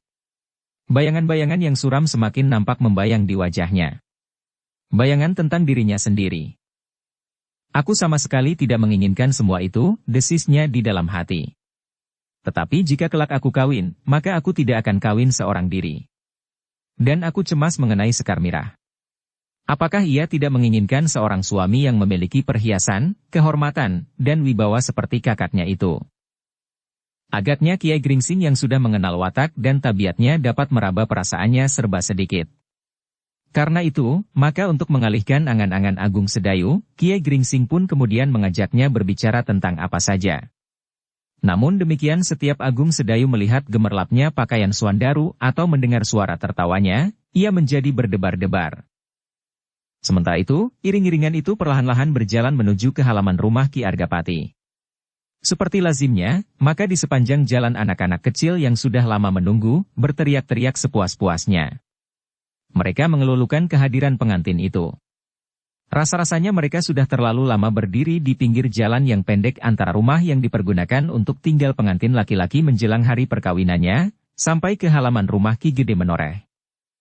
Ketika iring-iringan itu memasuki halaman, maka debar jantung Suandaru rasa-rasanya menjadi semakin keras bergetar di dalam dadanya. Sekali-sekali ia memandang orang-orang yang mengiringinya. Kemudian dicarinya Kiai Gringsing yang berjalan bersama Agung Sedayu dan Ki Sumangkar. Kiai Gringsing tersenyum melihat kegelisahan Suandaru. Sambil menepuk bahu Agung Sedayu, ia berdesis. Aku akan mengawasinya. Silahkan guru, jawab Agung Sedayu tersendat. Kiai Gringsing memandang wajah Agung Sedayu yang nampak suram, betapapun anak muda itu mencoba tersenyum. Lalu sambil melangkah ia berpesan kepada Ki Sumangkar di telinganya. Kawani Agung Sedayu. Ki Sumangkar mengerutkan keningnya. Namun sebagai orang tua ia pun segera mengerti. Ketika ia berpaling memandang wajah Agung Sedayu, dilihatnya anak muda itu tersipu-sipu. Agaknya ia juga mendengar pesan gurunya kepada Ki Sumangkar, sehingga dengan demikian ia menduga bahwa gurunya dapat mengetahui apakah yang sebenarnya menggelepar di dalam hatinya. Kiai Gringsing pun kemudian mempercepat langkahnya, dan kemudian berjalan bersama-sama orang-orang tua di sisi Suandaru. Sementara Ki Sumangkar masih berada di belakangnya bersama Agung Sedayu. Saat yang paling mendebarkan itu pun akhirnya tiba. Pandan Wangi yang kemudian digandeng oleh orang-orang tua melintasi pendapa, turun di tangga depan menyongsong kehadiran Suandaru. Sejenak ia menunggu. Di hadapannya terletak beberapa macam benda upacara yang sebentar lagi akan dipergunakan. Seorang perempuan tua berdiri dengan segenggam sadak di tangan. Beberapa orang yang membawa jodang berisi bahan pakaian dan buah-buahan sebagai kelengkapan upacara telah dibawa naik ke pendapa. Kemudian menyusul Suandaru yang melangkah mendekati Pandan Wangi yang menundukkan kepalanya dalam-dalam. Orang-orang yang menonton upacara itu berdesak-desakan maju. Anak-anak yang akan berebut kembar mayang sudah bersiap-siap. Demikian pengantin nanti melangkah meninggalkan tempatnya, mereka akan berdesak-desakan memperebutkan kembar mayang dan buah-buahan beserta rangkaiannya yang tersangkut di kaki tarub janur kuning. Satu-satu upacara berjalan dengan rancak. Setelah kedua pengantin itu saling melempar sadak kinang, maka pengantin laki-laki pun digandeng mendekati pengantin perempuan yang berjongkok untuk mencuci kaki pengantin laki-laki. Kemudian keduanya berdiri berjajar di atas pasangan lembu, sebagai perlambang bahwa keduanya akan bekerja sama seperti dua ekor lembu dalam pasangan. Yang satu terikat oleh yang lain tanpa dapat berbuat menurut kesukaan sendiri. Keduanya harus berjalan searah dan seimbang. Seorang perempuan tua menyentuh dahi kedua pengantin itu dengan telur, dan kemudian membantingnya sampai pecah. Sepasang pengantin itu pun kemudian perlahan-lahan dibawa melangkah naik pendapa. Seperti kebiasaan yang berlaku, maka anak-anak pun segera berloncatan memperebutkan sepasang kembar mayang yang terdiri dari sepasang kelapa muda dengan beberapa macam buah-buahan dan hiasan janur kuning. Sementara yang lain telah memperebutkan pisang dua tandan di sebelah menyebelah, dengan rangkaiannya, batang jagung, untayan pada tebu ulung, dan lain-lainnya. Orang-orang tua pun agaknya senang melihat anak berebutan. Hanya kadang-kadang satu dua di antara mereka berteriak mencegah jika anak-anak itu mulai bertengkar karena mereka berebut buah yang sama dan saling mempertahankannya. Dalam kesibukan itu, dua orang yang asing memandang upacara itu sambil mengangguk-anggukkan kepalanya. Salah seorang dari mereka tersenyum sambil berkata, "Upacara yang meriah." Yang lain mengangguk-angguk. Suara gamelan terdengar Agung mengiringi langkah sepasang pengantin yang diapit oleh sepasang patah dan didahului oleh gadis-gadis kecil. Di paling depan seorang yang sudah agak lanjut berjalan setengah menari membawa pengantin itu menuju ke tengah-tengah peringgitan. Ki Gede akan menerima keduanya, desis salah seorang dari kedua orang itu. Ya. Keduanya akan dipangkunya. Dipangkuan? Apakah tidak terlalu berat? Yang lain tertawa. Kau memang dungu. Kawannya termangu-mangu. Dipandanginya pengantin yang berjalan perlahan-lahan melintasi pendapa itu sejenak. Kemudian berpaling lagi kepada kawannya. Kenapa kau tertawa? Ia bertanya. Kawannya masih tertawa, meskipun ia mencoba menahannya agar tidak menarik perhatian orang-orang di sekitarnya. Jika Ki Argapati harus membiarkan anak yang gemuk itu duduk di pangkuannya, aku kira untuk beberapa kejap saja ia sudah menjadi pingsan. Jadi bagaimana? Ah, tidak terlalu berat? Lihat, mereka sudah mendekati tempat duduk Ki Argapati. Keduanya terdiam. Mereka mengikuti langkah yang lamban. Beberapa langkah dari Ki Gede, mereka berhenti. Kemudian mereka berjalan sambil berjongkok mendekat dan langsung mencium lutut Ki Argapati yang duduk bersila. Berganti-ganti mereka sungkem sambil menyembah sebagai pertanda bakti seorang anak kepada orang tuanya. Namun sekali lagi, perasaan Pandan Wangi bagaikan disengat oleh kepedihan. Seharusnya ia mencium bukan saja lutut ayahnya dan menyembahnya, tetapi juga ibunya yang duduk di samping ayahnya itu. Dengan sekuat-kuat hati, Pandan Wangi bertahan. Ia berhasil menyelesaikan acara itu menjelang upacara berikutnya. Setelah sungkem, keduanya pun kemudian duduk di sebelah-menyebelah Ki Argapati. Lutut-lutut mereka sajalah yang diletakkan pada lutut ayahnya. Sambil tersenyum Ki Argapati berkata, "Sudah timbang." Orang tua mengangguk-angguk. Ki Argapatilah yang kemudian diminta untuk bergeser. Kedua pengantin itu masih meneruskan upacara-upacara berikutnya. Keduanya masih makan bersama dan saling menyuap. Pengantin perempuan akan menerima pemberian nafkah dari suaminya dan upacara-upacara yang lain. Ki Argapati tersenyum-senyum melihat upacara yang berlangsung dengan lancar itu. Bahkan sekali-kali ia tertawa sambil mengangguk-anggukan kepalanya, meskipun ia melihat sekali-sekali kepedihan berkilat di mata anak perempuannya. Sebenarnya lah, bahwa dada Ki Argapati sendiri bagaikan rontok ketika ia melihat mata Pandan Wangi yang basah meskipun air mata itu tidak menitik. Ia sadar, ada kekurangan yang pokok pada saat upacara itu berlangsung. Namun sekaligus semuanya itu mengingatkan saat-saat Ki Argapati sendiri duduk bersanding dengan istrinya, Ibu Pandan Wangi. Ia sadar sepenuhnya bahwa yang terjadi itu adalah suatu mimpi yang paling pahit. Saat itu, ternyata bahwa istrinya yang duduk di sampingnya di saat perhelatan perkawinan berlangsung, bukannya seorang gadis lagi. Di dalam dirinya telah terkandung seorang anak yang bukan anaknya, yang ketika kemudian lahir seorang laki-laki, akhirnya telah menyalakan api yang membakar tanah perdikan menoreh ini. Tetapi Ki Argapati berhasil menindas perasaan yang sesaat-sesaat melonjak di hatinya itu, karena ia sadar bahwa kesan yang setitik pada wajahnya bahwa ada gejolak perasaan di hatinya, itu akan berarti pecahnya bendungan terakhir di pelupuk mata anak gadisnya, yang nampaknya bertumpu kepadanya. Satu-satunya orang tua yang masih ada. Karena Ki Argapati nampaknya menjadi gembira oleh perkawinan itu, maka Pandan Wangi pun terpengaruh pula olehnya. Ia mencoba untuk mengusir segala kepahitan yang pernah dialaminya dan yang pernah terjadi atas keluarganya. Karena itulah, maka lambat laun Pandan Wangi mulai mengangkat wajahnya sedikit demi sedikit. Ia sudah berani memandang meskipun sekilas, gadis-gadis kecil yang masih merubunginya bersama dua orang patah yang duduk di sebelah menyebelah. Dengan demikian upacara itu pun berlangsung semakin meriah. Sekali-kali nampak senyum yang betapapun juga hambarnya di bibir Pandan Wangi.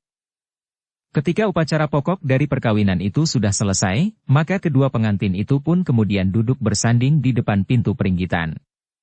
Di sebelahnya duduk Ki Argapati yang masih saja tersenyum-senyum pula. Dalam pada itu, Pandan Wangi mulai mencoba melihat, siapa sajakah yang hadir pada upacara itu.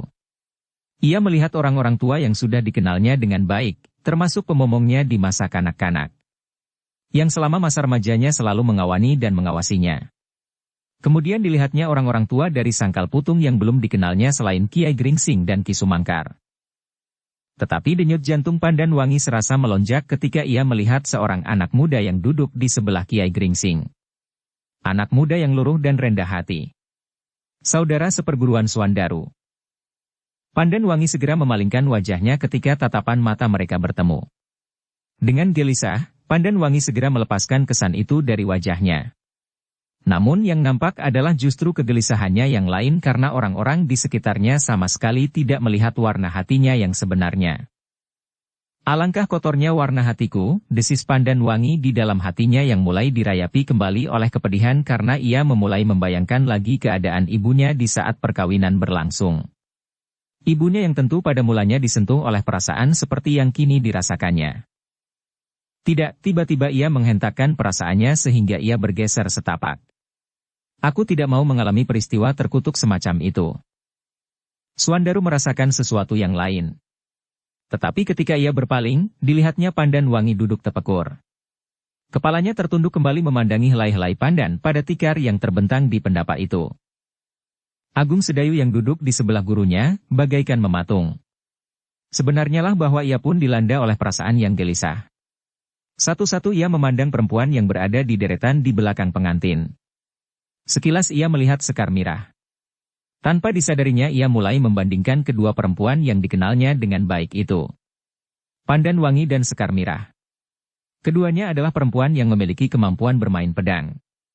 Bahkan karena salah paham keduanya pernah bertempur justru saat tanah perdikan menoreh masih membara oleh api yang membakar tanah perdikan ini. Agung Sedayu menarik nafas dalam-dalam. Ia melihat wajah Pandan Wangi yang tunduk. Dan ia memperhatikan pula Sekar Mirah yang menengadahkan dadanya dan mengangkat dagunya, seperti kebiasaannya menghadapi setiap peristiwa yang langsung atau tidak langsung akan menyangkut dirinya. Demikianlah upacara pokok dari perkawinan Suandaru dan Pandan Wangi sebenarnya sudah selesai. Yang akan berlangsung kemudian semata-mata adalah kelengkapannya saja. Pertunjukan, makan bersama, dan segala macam kegembiraan yang lain. Karena itulah, maka ketegangan yang rasa-rasanya tertahan beberapa lamanya, bagaikan terlepas dari rongga dada. Ketika saatnya tiba, dan makanan bagaikan mengalir dari ruang dalam, maka para tamu pun dengan riuhnya saling berbicara dengan orang-orang, termasuk Ki Sumangkar yang duduk di sebelah Agung Sedayu. "Di manakah Rudita?" bertanya Agung Sedayu. Ki Waskita mengedarkan tatapan matanya sejenak. Namun kemudian ia menjawab. "Tadi ia berada di halaman. Tetapi entahlah. Mungkin ia bersama Prastawa di Longkangan. Mereka sibuk membantu anak-anak muda yang menghidangkan minuman dan makanan." Dengan demikian maka pendapa itu pun menjadi semakin cerah. Apalagi ketika kemudian, beberapa orang telah menyiapkan tempat bagi sebuah pertunjukan di pendapa untuk meramaikan perkawinan itu. Para tamu pun kemudian dipersilahkan bergeser, sementara para pradangga telah bersiap di tempatnya. Beberapa orang dalang akan mengadakan pertunjukan tari topeng, desis seorang tua dari tanah perdikan menoreh kepada seorang tua yang datang bersama Suandaru dari Sangkal Putung. "Oh, menarik sekali," desis orang tua dari Sangkal Putung itu. "Tentu bagus sekali. Semalam suntuk dengan cerita Panji." Oh, tamunya mengangguk-angguk.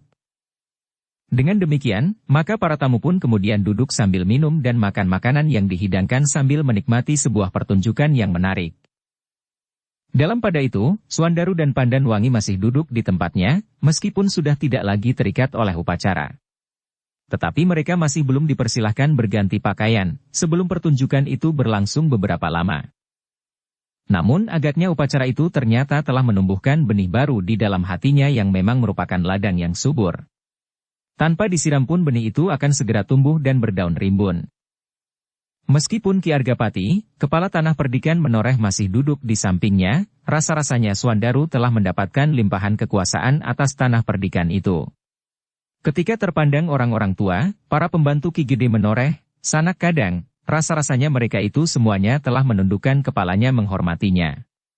Bukan saja sebagai pengantin yang sedang dipertemukan, tetapi juga karena mereka mengerti bahwa kekuasaan tanah perdikan menoreh itu pada suatu saat akan berada di bawah perintah Suandaru, suami anak perempuan satu-satunya dari kepala tanah perdikan menoreh yang sekarang sedang memegang kekuasaan. Karena itu, maka sikap Suandaru pun dipengaruhi pula oleh perasaan yang berkembang di hatinya itu. Wajahnya yang bulat menjadi semakin tengadah. Sekilas Agung Sedayu sempat melihat sikap Suandaru. Tetapi ia tidak segera dapat menangkap apa yang sebenarnya tergerak di hatinya.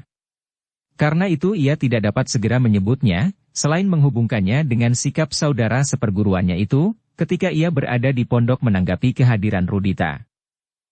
Sementara itu, di halaman orang-orang tanah perdikan menoreh telah berjejal-jejal. Mereka ingin melihat sepasang pengantin yang sangat menarik perhatian itu. Namun mereka juga ingin melihat pertunjukan yang akan dipertunjukkan di pendapa. Malam ini mereka akan melihat tari topeng yang akan ditarikan oleh beberapa orang dalang yang sebagian adalah orang-orang dari tanah perdikan menoreh sendiri. Besok malam mereka akan melihat anak-anak muda menoreh yang sudah belajar menari berbulan-bulan sebelumnya. Sedang di malam ketiga mereka akan menonton pergelaran wayang kulit semalam suntuk. Ketika pertunjukan di pendapa itu dimulai, dua orang yang berada di halaman bergeser surut. Keduanya kemudian berdiri di bagian belakang sambil bersandar pepohonan. Di menyebelah mereka, terdapat beberapa orang yang berjualan bermacam-macam makanan. Perkawinan yang meriah, desis salah seorang dari keduanya.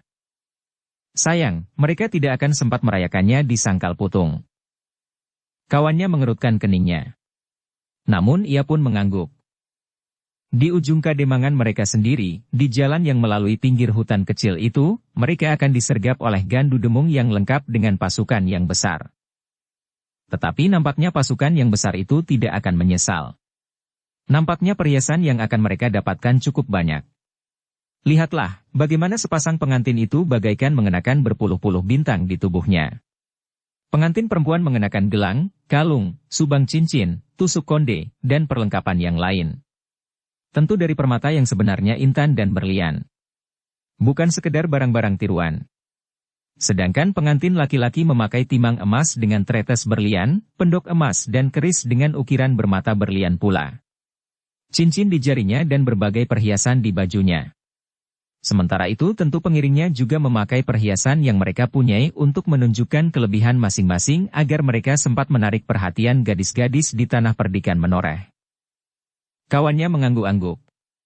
Katanya, mudah-mudahan Gandu Demung berhasil, sehingga barangkali aku akan mendapatkan meskipun hanya sebutir berlian.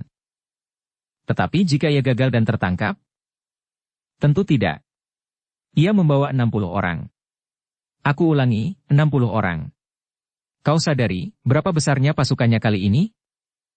Gandu Demung memang tidak bekerja separuh jalan. Agaknya ia akan berhasil. Dan kita, di hari berikutnya akan mencari 1-2 butir permata yang rontok ketika perkelahian terjadi. Kawannya tertawa. Jawabnya, itu sudah cukup. Yang lain pun tertawa pula. Mereka membayangkan bagaimana diri mereka masing-masing terbungkuk-bungkuk di antara titik-titik darah yang membeku mencari perhiasan yang terjatuh ketika perkelahian yang dahsyat terjadi di ujung kademangan Sangkal Putung. Namun yang seorang tiba-tiba saja berkata, tetapi tugas kita akan menjadi berat dan menegangkan jika kita kemudian mengetahui bahwa ternyata pasukan yang terdiri dari 60 orang itu gagal, dan Gandu Demung dapat ditangkap oleh orang-orang Sangkal Putung. Wajah kawannya pun tiba-tiba berkerut. Katanya, tidak. Hanya jika ada keajaiban yang terjadi, maka orang-orang Sangkal Putung itu akan selamat. Kawannya berpaling. Dengan wajah yang bersungguh-sungguh ia berkata, aku belum mengenal seorang demi seorang, siapa sajakah yang menjadi pengiring pengantin dari Sangkal Putung itu. Namun nampaknya cukup meyakinkan. Yang lain mengangguk-angguk. Katanya, tetapi 60 orang adalah jumlah yang terlalu besar. Sedang dari orang-orang tanah perdikan menoreh yang melihat iring-iringan itu datang, kita mendengar jumlahnya benar-benar tidak lebih dari 25 orang. Ya. Betapapun juga kuatnya yang 25 orang itu, desis kawannya. Demikianlah di pendapat acara yang sudah ditentukan berlangsung terus dengan lancar. Sama sekali tidak ada gangguan yang berarti. Seorang demi seorang peran dari lakon yang berlangsung di pendapat naik dan kemudian turun disusul oleh penari-penari yang lain. Bahkan kadang-kadang beberapa orang berdiri bersama-sama di pendapat dalam adegan-adegan yang mengalir dari awal menjelang akhir. Para penonton kadang-kadang hanyut dalam arus cerita yang menawan. Meskipun cerita itu sudah beberapa kali mereka lihat, namun kadang-kadang mereka masih juga disentuh rasa haru di saat-saat Chandra Kirana terusir dari istana dan mengembara di hutan-hutan. Dan kebencian pun tidak dapat lagi disembunyikan, sehingga beberapa orang menggeram ketika mereka mendengar Sarah memfitnah putri yang jelita itu. Seorang yang tidak tahan lagi hatinya, mencoba menghibur dirinya dengan bercerita kepada diri sendiri. Tetapi nanti semuanya akan menemukan kebahagiaannya.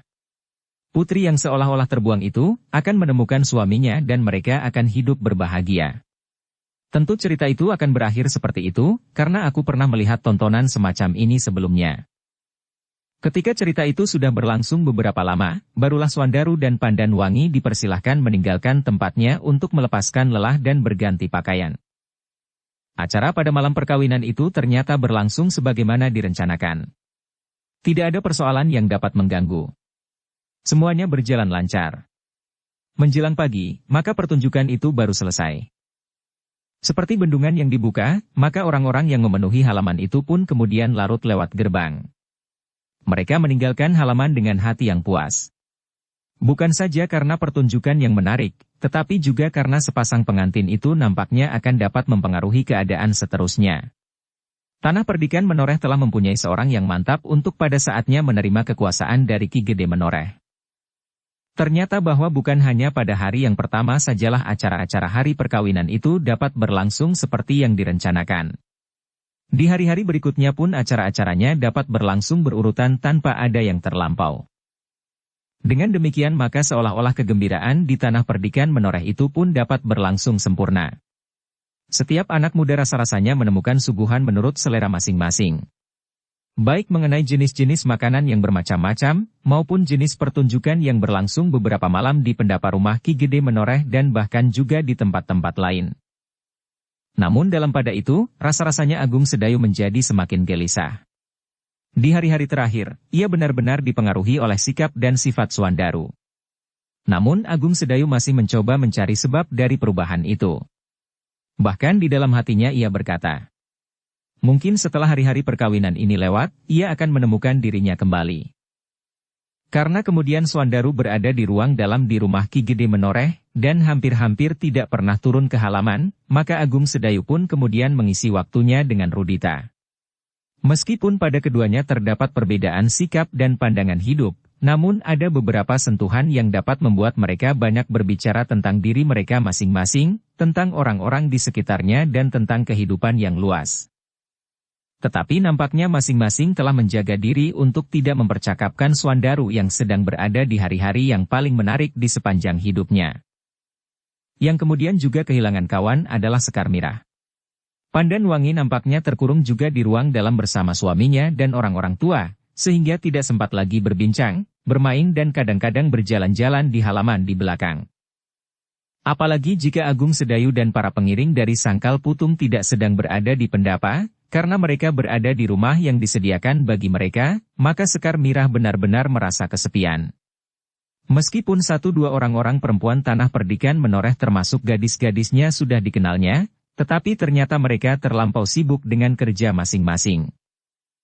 Ketika Sekar Mirah sedang digelisahkan oleh kejemuannya, dan berada seorang diri di halaman belakang, di antara batang suruh di dekat Pakiwan, seorang anak muda datang dan mendekatinya dengan ragu-ragu. Sekar Mirah mengerutkan keningnya. Namun kemudian ia pun tersenyum pula sambil menyapanya. Prastawa, apakah kau akan mengambil air di sumur? Prastawa yang ragu-ragu itu termangu-mangu. Ia pun tersenyum pula sambil menjawab. Tidak, Sekar Mirah. Aku hanya ingin bertanya, kenapa kau berada di sini? Sekar Mirah tertawa. Katanya. Maksudmu, kenapa aku berada di Tanah Perdikan Menoreh? Bukan. Aku tahu bahwa yang sedang dirayakan perkawinannya itu adalah kakakmu. Tetapi kenapa kau sendiri berada di halaman belakang ini? Kenapa? Prastawa termangu-mangu sejenak. Hampir di luar sadarnya ia memandang wajah Sekar Mirah sejenak. Rasa-rasanya tidak jemu-jemunya ia memandanginya, jika saja ia tidak merasa malu ketika ia menyadari bahwa Sekar Mirah pun memandanginya pula sambil tersenyum. Prastawa yang masih sangat muda itu menundukkan kepalanya. Ketika Sekar Mirah kemudian mendekatinya, rasa-rasanya ia menjadi berdebar-debar. Prastawa, bertanya Sekar Mirah. Apakah salahnya jika aku berada di sini? Aku senang sekali melihat batang sirih yang tumbuh subur merambat pada batang-batang kelor ini. Prastawa tergagap. Namun katanya kemudian. Tetapi sebaiknya kau tidak berada di sini. Iya, kenapa? Prastawa berpaling memandang rumpun bambu di sudut halaman belakang itu. Katanya. Di sudut, di bawah rumpun bambu, pernah terjadi pembunuhan yang dilakukan oleh orang-orang yang tidak dikenal. Mereka melemparkan pasir beracun. Oh, Sekar Mirah mengerutkan keningnya. Kenapa mereka membunuh?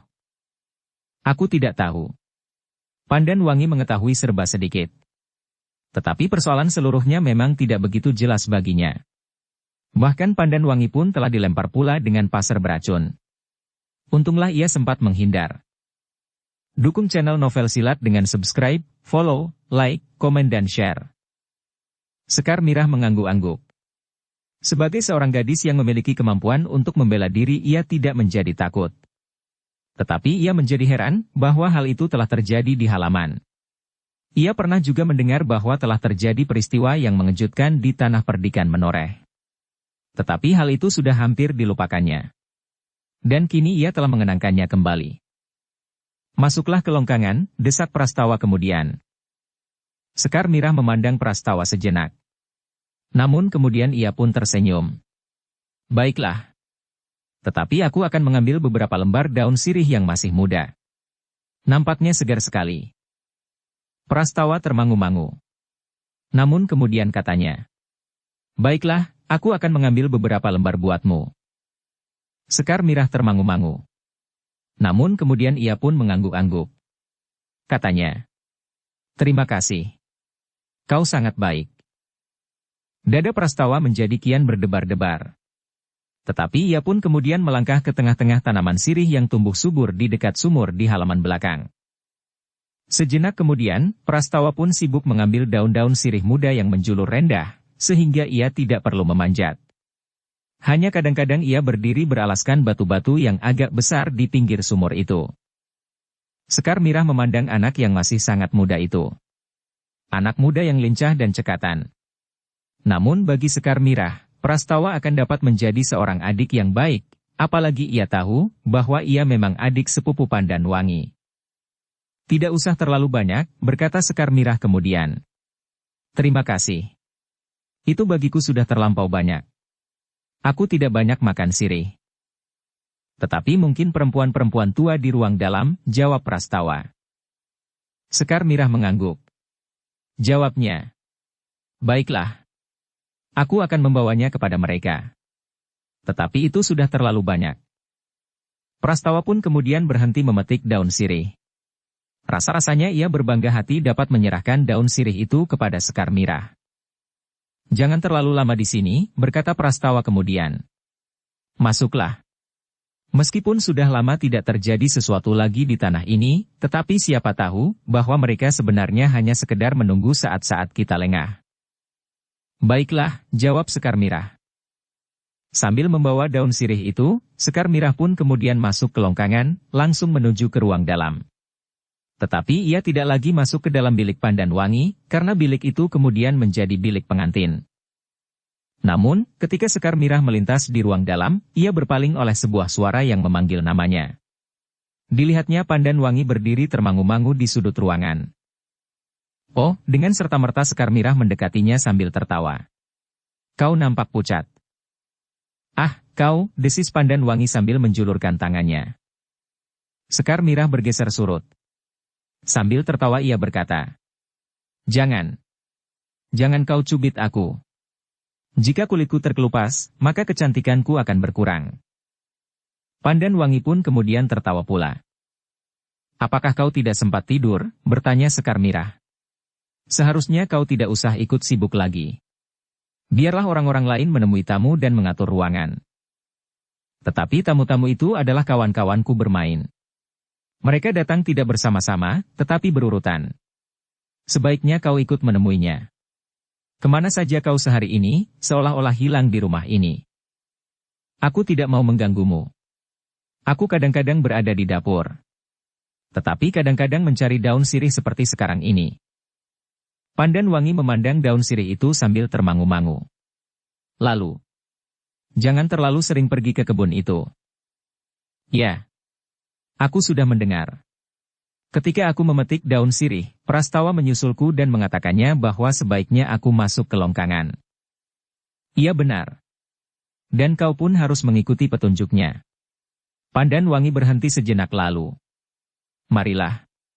Kawani aku. Ah. Tidak mau. Bukankah kau sudah mempunyai kawan? Tidak. Aku sendiri jika aku tidak sedang menemui kawan-kawanku yang kadang-kadang langsung saja masuk ke ruang dalam. Marilah, kau pun seharusnya di ruang dalam bagian depan. Di belakang pintu peringgitan terbentang tikar bagi kawan-kawanku yang kadang-kadang sangat nakal. Aku juga sering melihat pula dan mendengar mereka bergurau mengganggumu. Tetapi tidak pantas aku berada di antara mereka bersamamu, karena yang mereka kunjungi adalah kau dan suamimu itu. Ah, kau memang nakal sekali. Aku memang ingin mencubit kulitmu sampai terkelupas. Tetapi marilah. Kawani aku. Aku terlalu sering sendiri karena Kakang Swandaru kadang-kadang berbincang saja dengan ayah dan orang-orang tua di Pringgitan. Ah, kau pura-pura saja.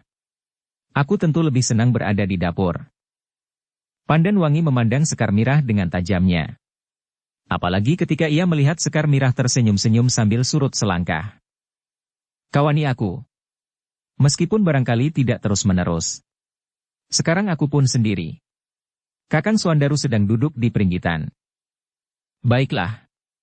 Nanti aku akan mengawanimu menerima kawan-kawanmu. Tetapi sekarang, kau mau apa? Bertanya Sekar Mirah. Mandi. Aku akan mandi. Mandilah. Aku akan membawa daun sirih ini.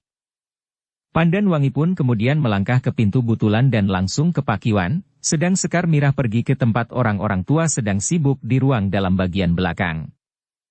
Dan hari-hari yang gembira di atas tanah perdikan menoreh itu, bagi Ki Gede terasa berlalu terlampau cepat. Di malam terakhir upacara pengantin pada hari kelima, terasa bahwa kesepian telah mulai mencengkam. Malam itu adalah malam sepasaran. Besok pagi-pagi sepasang pengantin akan meninggalkan tanah perdikan menoreh ke Sangkal Putung. Sekar Mirah yang di hari-hari terakhir juga merasa kesepian di tanah perdikan menoreh, mengharap hari berjalan lebih cepat, agar ia segera dapat ikut bersama iring-iringan pengantin itu kembali ke Sangkal Putung. Bahkan, rasa-rasanya ia sudah terlalu lama terpisah dari ibunya, sehingga perasaan rindunya telah mulai mengganggunya. Malam itu, Ki Gede menoreh telah mempersiapkan segala-galanya. Di pendapa, orang-orang tua sibuk membicarakan segala sesuatu tentang keberangkatan pengantin besok. Maaf, Ki Demang, berkata Ki Argapati. Aku tidak dapat ikut mengantarkan anakku. Baru beberapa hari kemudian aku akan menyusul. Ki Demang mengangguk-angguk. Ia mengerti bahwa memang tidak biasa bahwa orang tua pengantin perempuan pergi bersama iring-iringan pengantin ke rumah keluarga pengantin laki-laki. Tetapi aku sudah datang, berkata Ki Demang. Apa salahnya jika Ki Gede juga datang di Sangkal Putung, tetapi tidak langsung menuju ke Kademangan? Ki Gede tersenyum. Katanya. Aku mohon maaf, Ki Demang. Mungkin lebih baik jika aku menyusul kemudian. Mungkin aku masih harus mengemasi tanah perdikan ini untuk 1-2 hari. Ki Demang pun tersenyum pula. Jawabnya. Aku mengerti. Dan aku menunggu kedatangan Ki Gede. Mungkin kedatangan Ki Gede akan berpengaruh bagi ketenangan Pandan Wangi. Ki Gede mengangguk-angguk. Terasa sesuatu berdesir di hatinya. Rasa-rasanya ia segan melepaskan anaknya pergi meninggalkan rumahnya, karena dengan demikian rumahnya akan menjadi semakin sepi dan kering. Namun, bahwa hal itu harus terjadi, ternyata tidak akan dapat diingkarinya. Pada suatu saat, anaknya tentu akan meninggalkannya dan mengikuti suaminya, meskipun ia masih dapat mengharapkan bahwa suami anaknya itu akan tetap berada di tanah perdikan menoreh, karena menantunya itulah yang kelak diharapkan akan menjadi penggantinya, melanjutkan pelayanan terhadap rakyat tanah perdikan menoreh. Namun dalam pada itu, Ki Gede tidak melepaskan anaknya begitu saja pergi ke Sangkal Putung. Ia telah menunjuk beberapa orang tua yang akan mengikuti Pandan Wangi sampai ke tanah perdikan menoreh. Kiwas kita kami minta untuk pergi bersama Ki Demang, mewakili aku, berkata Ki Gede. Ki Demang memang sudah menduga bahwa Kiwas kita akan ikut serta bersama dengan iring-iringan pengantin itu. Bukan saja karena Kiwas kita mempunyai hubungan yang khusus, tetapi ia pun akan dapat ikut serta menjaga keselamatan Pandan Wangi di perjalanan. Selain Kiwas kita akan ikut pula Karti, seorang yang meskipun sudah tua, tetapi ia mempunyai hubungan tersendiri pula dengan Pandan Wangi. Ia adalah pemomong yang seolah-olah tidak terpisahkan pada saat Pandan Wangi masih kanak-kanak sampai saat ia dewasa. Bahkan saat-saat Pandan Wangi sering berburu di hutan-hutan perburuan, Karti masih ikut bersamanya. Ketika tanah perdikan menoreh dibakar oleh pertentangan antara keluarga, Karti pun selalu berada di dekat Pandan Wangi. Hanya di saat-saat terakhir, ketika terasa tenaganya semakin lemah, dan anak-anaknya sendiri telah meninggalkan ibunya karena mereka sudah berumah tangga sendiri, Karti terpaksa tinggal di rumahnya sendiri meskipun setiap kali ia masih mengunjungi Pandanwangi dan sebaliknya. Selain hubungannya yang khusus, maka di masa mudanya Karti adalah seorang yang memiliki kemampuan yang cukup dalam olah kanuragan. Meskipun ia sudah termasuk seorang yang tua, tetapi ia masih akan sanggup menunggang kuda sampai ke Sangkal Putung. Bahkan seandainya ada sesuatu yang terjadi, ia masih sanggup mempergunakan senjata. Selain Kiwaskita dan Karti, masih ada 2 orang tua lagi yang akan pergi bersamanya mengantarkan Pandanwangi. Sehingga jumlah mereka yang ikut serta dalam iring-iringan itu dari Tanah Perdikan Menoreh berjumlah 5 orang termasuk Pandanwangi, ditambah dengan 5 orang anak-anak muda pengawal Tanah Perdikan Menoreh yang kelak akan mengawani orang-orang tua yang kembali dari Sangkal Putung. Kita akan berjumlah 10 orang, berkata Kiwaskita. Dengan demikian jumlah iring-iringan ini akan menjadi semakin besar, desis Ki Sumangkar. 35 orang. Suatu iring-iringan yang lengkap sepasukan kecil yang menuju ke medan perang, desis Swandaru sambil tertawa. Yang lain pun tertawa pula. Bahkan Agung Sedayu masih sempat bertanya kepada Rudita. Apakah kau akan ikut? Rudita berpaling. Jawabnya sambil tersenyum pula. Tidak Agung Sedayu. Aku tidak akan pergi. Aku akan cepat menjadi pening berada di antara sekelompok orang-orang bersenjata. Agung Sedayu menarik nafas dalam-dalam. Tetapi ia tidak menjawab. Ia mengerti kenapa Rudita lebih senang tinggal di Tanah Perdikan Menoreh daripada ikut dalam iring-iringan yang semuanya telah menyiapkan senjata yang setiap saat dapat dipergunakan. Apalagi karena Kiwaskita telah ikut pula dalam iring-iringan yang panjang itu, sehingga Rudita itu pun kemudian berkata pula. Sebaiknya aku mengawani ibu pulang. Agung Sedayu tersenyum. Bahkan ia pun kemudian berdesis. Bukankah kau akan tinggal di sini sampai Kiwaskita dan orang-orang tua kembali dari Sangkal Putung? Rudita mengerutkan keningnya. Jawabnya. Terserah kepada ibu. Agung Sedayu mengangguk-angguk. Tetapi ia tidak bertanya lebih lanjut. Ia pun kemudian mencoba mendengarkan pembicaraan orang-orang tua di pendapa itu. Ketika terpandang olehnya seorang tua yang duduk membeku di belakang Ki Gede Menoreh, dada Agung Sedayu berdesir. Ia adalah orang kedua di Tanah Perdikan Menoreh setelah Ki Argapati. Tetapi karena ia pernah melakukan kesalahan, maka ia seolah-olah merasa dirinya tidak berharga lagi meskipun kakaknya, Ki Argapati telah berusaha melupakannya. Di dalam pertemuan-pertemuan orang-orang tua ia jarang sekali hadir. Ia lebih suka bekerja di belakang, menyiapkan keperluan-keperluan yang mendesak dan memimpin pelayanan terhadap para tamu di longkangan yang terlindung daripada berada di antara para tamu. Namun malam ini ia ikut duduk di pendapa. Ikut bersama-sama dengan orang-orang tua yang lain berbincang-bincang tentang pengantin yang pada pagi harinya akan berangkat ke Sangkal Putung. Tetapi Ki Agajaya masih tetap seperti patung. Ia duduk saja tanpa menyatakan pendapatnya sama sekali. Hanya kadang-kadang saja ia tersenyum dan bahkan tertawa. Tetapi ia sendiri tidak mengucapkan kata-kata apapun juga di dalam setiap persoalan. Perasaan bersalah itu telah melemparkannya ke dalam keasingan di kampung halamannya sendiri, desis Agung Sedayu di dalam hatinya. Namun dalam pada itu, sekilas ia melihat anak Ki Argajaya itu pada suatu saat asyik berbicara dengan Sekar Mirah, tetapi Agung Sedayu tidak menghiraukannya. Ia pun kemudian dicengkam oleh pembicaraan yang menarik dari orang-orang tua di pendapa itu tentang keberangkatan Swandaru dan Pandanwangi ke Sangkal Putung. Kita tidak boleh lengah, berkata Ki Gede. Memang selama ini tidak lagi terjadi sesuatu setelah hal yang mengejutkan di halaman belakang itu menggoncangkan ketenangan kami. Namun yang sebenarnya terjadi di padukuhan di dekat perbatasan, jauh lebih penting. Karena ternyata Tanah Perdikan ini telah dijamah oleh segerombolan orang-orang yang tentu mempunyai jalur yang jauh, karena mereka menyatakan sesuatu yang sama dengan yang pernah dialami oleh orang-orang tua di Sangkal Putung. Ketika Kiai Gringsing menempuh perjalanan dari Jati Anom ke Sangkal Putung, maka di perjalanan dijumpainya orang-orang yang mempergunakan istilah yang sama dengan mereka yang terbunuh oleh Kiwaskita. Kiwaskita mengetahuinya pula, berkata Kiai Gringsing. Ya. Karena itulah, maka dapat diperhitungkan, bahwa jaringan itu meluas dari Jati Anom, Sangkal Putung, sampai ke telatah Tanah Perdikan ini. Kiai Gringsing mengangguk-angguk. Dipandanginya wajah Ki Demang yang menjadi tegang. Tetapi Ki Demang itu pun segera berhasil menguasai dirinya. Bahkan kemudian katanya, itulah sebabnya, kita berada dalam iring-iringan yang barangkali terlalu panjang bagi sepasang pengantin dalam keadaan yang lain dari keadaan sekarang ini. Segelar sepapan, desis Swandaru sambil tersenyum. Sekali lagi mereka yang mendengarnya tertawa.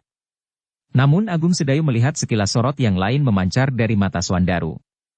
Rasa-rasanya iring-iringan itu telah memberikan suatu kebanggaan padanya, seolah-olah bahwa perkawinannya adalah suatu peristiwa yang sangat penting sehingga memerlukan pengawalan yang sangat kuat, dan bahkan meskipun Agung Sedayu tidak tahu tepat, rasa-rasanya Swandaru merasa berbangga juga karena para pemimpin di Mataram telah menaruh perhatian yang khusus atas perkawinannya meskipun mereka baru akan datang nanti dalam perhelatan di Sangkal Putung, sedangkan di Tanah Perdikan Menoreh mereka hanya mengirimkan 2 orang utusan sebagai tamu Ki Gede.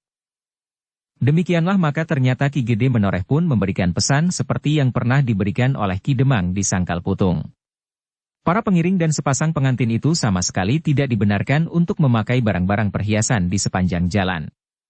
Mereka harus menyimpannya dan berusaha menghindari setiap kemungkinan yang dapat menarik perhatian. Aku sependapat dengan cara yang ditempuh oleh iring-iringan ini pada saat kalian datang. Dan agaknya cara itu pula yang akan kalian pergunakan di saat kalian kembali. Kiai Gringsing mengangguk-angguk. Tetapi ia memandang Ki Demang Sangkal Putung, seolah-olah mempersilahkannya untuk menjawab, karena Ki Demang adalah orang yang paling berkepentingan. Ki Demang mengangguk kecil. Ia pun rasa-rasanya mengerti arti pandangan mata Kiai Gringsing. Maka jawabnya, "Ya, Ki Gede. Kami akan mempergunakan cara itu. Meskipun kami mengharap bahwa tidak akan terjadi sesuatu di perjalanan." Ki Gede Menoreh mengangguk-angguk. Katanya, "Tidak ada salahnya kita berhati-hati." Ia berhenti sejenak, lalu, "Tetapi bukankah iring-iringan ini masih akan singgah di Mataram seperti saat kalian datang kemari dari Sangkal Putung?" "Ya. Dengan demikian perjalanan kami tidak didesak oleh waktu. Kami besok tidak perlu berangkat terlampau pagi, karena agaknya masih diperlukan persiapan, minta diri kepada orang-orang tua dan keperluan-keperluan yang lain sebelum berangkat. Juga di hari berikutnya kami tidak pula dikejar oleh matahari yang segera akan terbenam." Ki Gede Menoreh mengangguk-angguk. Katanya, "Pada saatnya aku pun akan menghadap di Mataram untuk menyampaikan terima kasih atas kemurahan ini." Agung Sedayu mengerutkan keningnya ketika ia melihat Swandaru mengangkat wajahnya dan berkata, "Mataram tidak dapat berbuat lain." "Kenapa?" bertanya Ki Gede. "Mataram ingin tetap bersahabat dengan 2 daerah di sebelah menyebelah, Sangkal Putung dan Tanah Perdikan Menoreh. Apalagi dalam pertumbuhannya sekarang ini." Ki Gede mengangguk-anggukan kepala. Ia tidak memikirkan latar belakang yang lebih dalam dari ucapan Swandaru itu, karena Ki Gede menyangka bahwa kata-kata itu terlontar begitu saja sebelum dipikirkan masak-masak.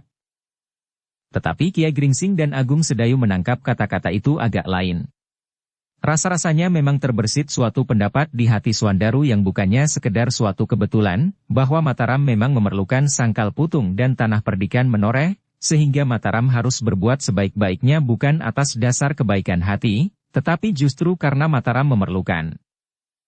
Namun Kiai Gringsing dan Agung Sedayu tidak menunjukkan perasaannya meskipun barangkali nampak terbersit pula sesaat.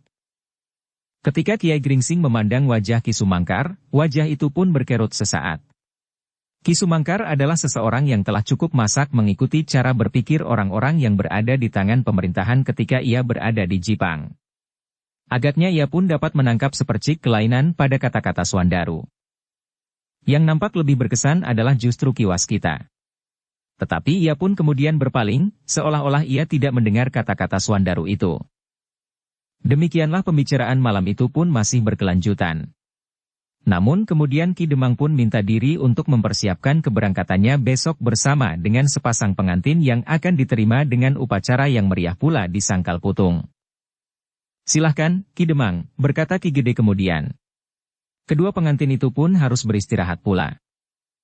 Dengan demikian pertemuan itu pun segera diakhiri. Semua persoalan agaknya telah selesai dan matang dibicarakan. Bahkan sampai persoalan yang sekecil-kecilnya telah ikut dibicarakan pula.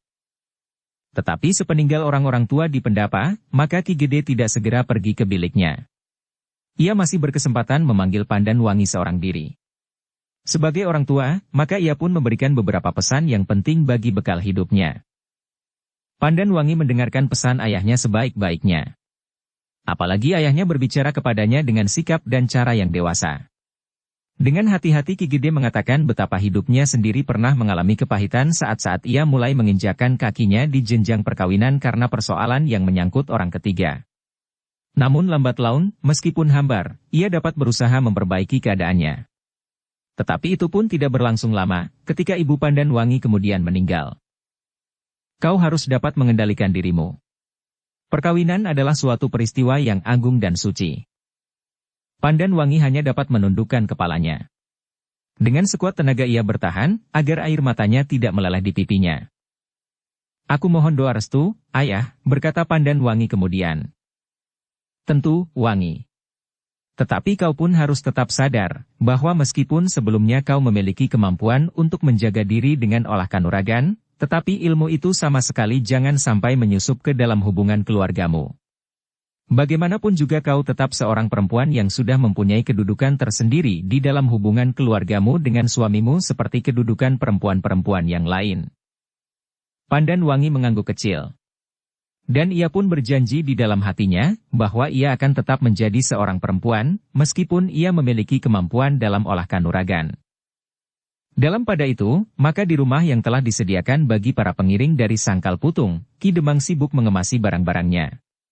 Demikian juga para pengiring, telah menyiapkan beberapa lembar pakaian yang mereka bawa. Besok mereka tidak perlu lagi sibuk dengan barang-barangnya. Apabila saat mereka berangkat, semuanya sudah siap dan tidak akan ada yang ketinggalan lagi. Tetapi Agung Sedayu masih sempat berbicara dengan Rudita beberapa saat. Namun yang mereka bicarakan sama sekali tidak ada hubungannya dengan keberangkatan pengantin besok ke Sangkal Putung. Pembicaraan mereka terganggu ketika tiba-tiba Prastawa datang pula dengan tergesa-gesa, seolah-olah ada sesuatu yang ingin dikatakannya. Duduklah. Agung Sedayu mempersilahkan. Tetapi Prastawa tidak duduk. Bahkan ia pun mulai berbicara. Agung Sedayu. Aku sudah minta kepada Paman Argapati, bahwa aku akan berada di antara kelima orang pengiring yang akan pergi ke Sangkal Putung. Agung Sedayu mengerutkan keningnya. Lalu. Tetapi rasa-rasanya Ki Gede sama sekali tidak menyebut namamu. Aku sudah menghadap. Seorang dari mereka bersedia mengundurkan diri. Dan aku diperkenankan ikut serta. Agung Sedayu mengangguk-angguk. Katanya. Bagus. Kau akan ikut serta dalam tamasya yang menyenangkan ini. Agung Sedayu pun kemudian berpaling kepada Rudita. Apakah kau juga ingin ikut serta? Rudita tertawa. Jawabnya. Seperti yang sudah aku katakan. Aku mengawani ibu pulang, karena ayah sudah pergi ke Sangkal Putung. Agaknya tugas-tugas semacam ini lebih sesuai dilakukan oleh ayah daripada aku. Maksudmu, bertanya Prastawa. Adalah kegemaran ayah bermain-main dengan senjata dan sudah menjadi kebiasaannya melihat kematian. Tetapi aku tidak mempunyai keberanian yang cukup untuk melakukannya. Bahkan aku sama sekali tidak mempunyai keberanian untuk membayangkan bahwa aku akan melakukannya. Prastawa mengerutkan keningnya. Katanya. Kau memang seorang yang asing bagi olah kanuragan sejak kanak-kanak. Rudita hanya tersenyum mendengar kata-kata Prastawa itu. Jadi, berkata Prastawa kemudian. Aku besok akan pergi bersama kalian ke Sangkal Putung. Aku sudah menyiapkan senjata yang paling baik, jika di perjalanan iring-iringan kita akan mendapat gangguan. Agung Sedayu menarik nafas dalam-dalam. Sekilas ia memandang wajah Rudita. Yang nampak bukannya suatu kebanggaan, tetapi wajah itu terbersit perasaan yang pedih. Rudita tersinggung sekali jika ada seseorang membicarakan senjata, berkata Agung Sedayu di dalam hatinya. Tetapi Rudita sendiri tidak mengatakan apapun juga. Ia sadar, bahwa ia tidak seharusnya mengatakan begitu saja kepada setiap orang jika yang terjadi tidak sesuai dengan kata hatinya. Ia harus mencari kesempatan yang sebaik-baiknya agar peringatan yang diberikan dapat menyentuh perasaan orang lain. Bukan sebaliknya yang akan dapat menimbulkan perasaan yang bertentangan. Karena itu, Rudita hanya dapat memandang Prastawa dengan cemas, bahwa anak yang masih muda itu akan terseret pula ke dalam arus kerasnya benturan olah kanuragan. Tetapi ternyata bahwa Prastawa sendiri merasa bangga akan kesempatan yang didapatnya itu. Seolah-olah ia telah benar-benar dianggap sebagai seorang anak muda yang matang. Ia ternyata diperkenankan oleh pamannya untuk ikut di dalam kelompok pasukan pengawal tanah perdikan menoreh. Jadi besok kita akan pergi bersama-sama, berkata Prastawa kemudian. Agung Sedayu mengangguk. Baiklah. Besok kita akan pergi bersama. Prastawa yang gembira itu pun kemudian meninggalkan Agung Sedayu dan Rudita. Sejenak keduanya masih termangu-mangu. Namun Rudita pun kemudian minta diri untuk kembali ke rumah Ki Gede Menoreh, karena bersama keluarganya ia bermalam di rumah itu. Demikianlah, maka pada malam itu, kesibukan di rumah Ki Argapati telah berubah. Bukan lagi kesibukan perempuan menyediakan hidangan atau para penari yang sibuk menghias diri, tetapi kesibukan telah beralih pada bilik Pandanwangi dan suaminya, Swandaru. Beberapa orang telah membantunya mengatur barang-barang yang akan dibawanya besok ke Sangkal Putung. Namun sejenak kemudian rumah itu pun telah menjadi sepi. Semua orang telah mulai beristirahat. Mereka melepaskan lelah di ruang belakang, di gandok, dan di dapur. Bahkan seorang perempuan separuh baya telah tertidur kelelahan di serambi bersandar tiang. Tangannya masih menggenggam pisau karena ia baru saja sibuk membungkus beberapa potong jadah dan jenang alot yang akan dibawa sebagai bekal di perjalanan bagi para pengawal yang akan pergi ke Sangkal Putung besok. Seorang perempuan yang melihatnya, dengan hati-hati membangunkannya dengan menyentuh pundaknya. Jangan tidur di situ, berkata perempuan yang membangunkannya. Kau nanti masuk angin. Perempuan yang tertidur itu pun terbangun. Sambil mengusap matanya ia bertanya. Apakah aku tertidur? Ya. Marilah. Semuanya sudah pergi beristirahat.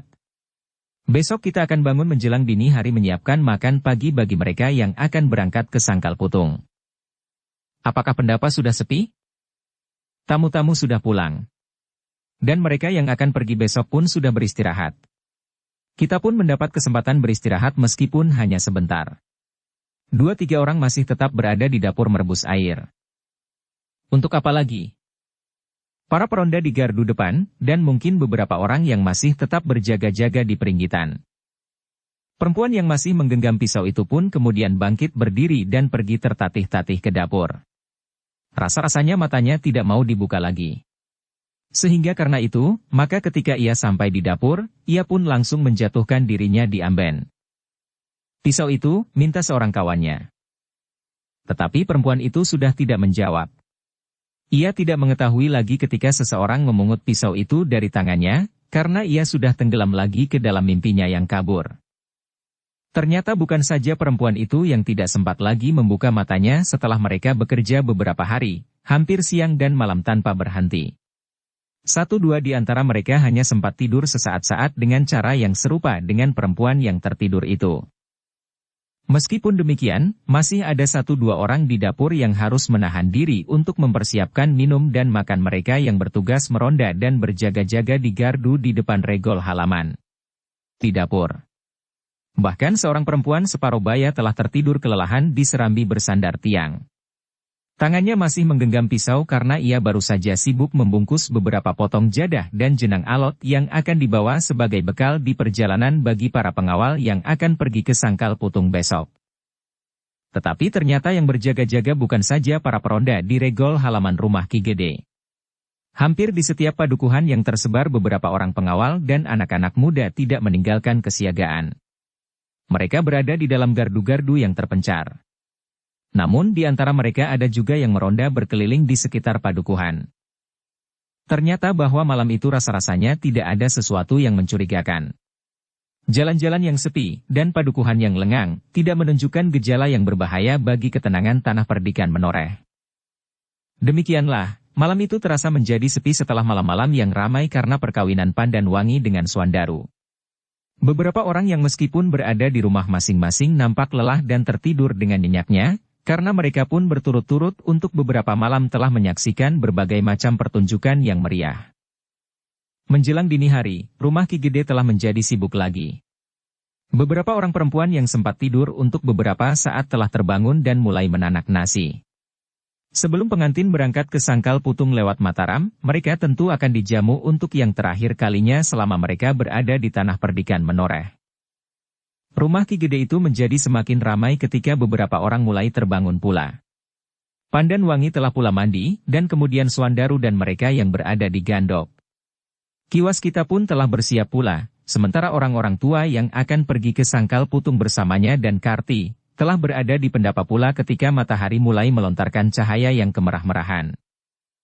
Tetapi iring-iringan itu tidak akan berangkat pagi-pagi benar. Mereka masih akan makan pagi, minta diri kepada orang-orang tua dan baru kemudian mereka akan dilepas dari rumah Ki Gede Menoreh itu. Suasana di tanah perdikan Menoreh seakan-akan telah berubah dengan tiba-tiba. Sebelum Pandan Wangi meninggalkan rumahnya, rasa-rasanya rumah itu sudah menjadi semakin sepi. Apalagi bagi Ki Gede. Ia sadar, sepeninggal Pandan Wangi rumahnya akan kehilangan kesegaran. Orang-orang yang sibuk di dapur itu pun akan segera pulang, dan sanak kadangnya satu demi satu akan meninggalkan rumah itu, sehingga akhirnya ia akan menjadi sendiri. Ki Gede Menoreh menarik nafas dalam-dalam. Tetapi ia tidak dapat sekedar mementingkan dirinya sendiri.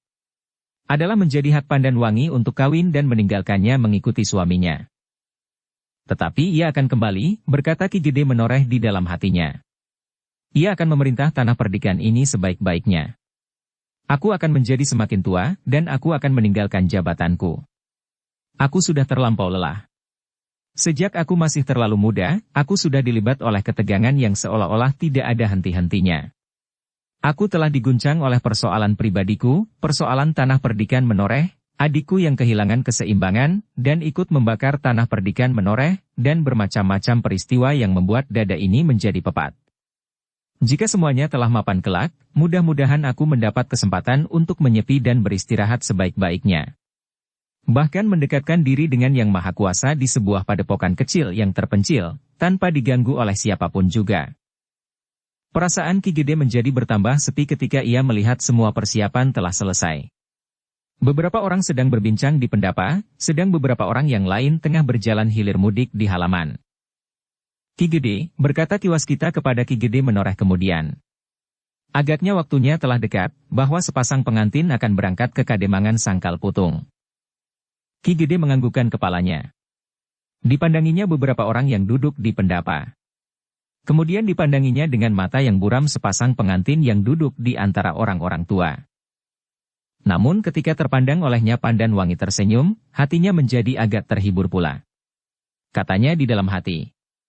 Mudah-mudahan ia senang berada di Sangkal Putung sampai saatnya mereka akan kembali ke tanah perdikan ini untuk memimpin dan membina. Agaknya memang sudah waktunya anak-anak muda itu bangkit untuk memegang pimpinan. Di tangannya tanah perdikan ini tentu akan bertambah maju oleh gejolak perjuangan yang dihangati oleh darah mudanya.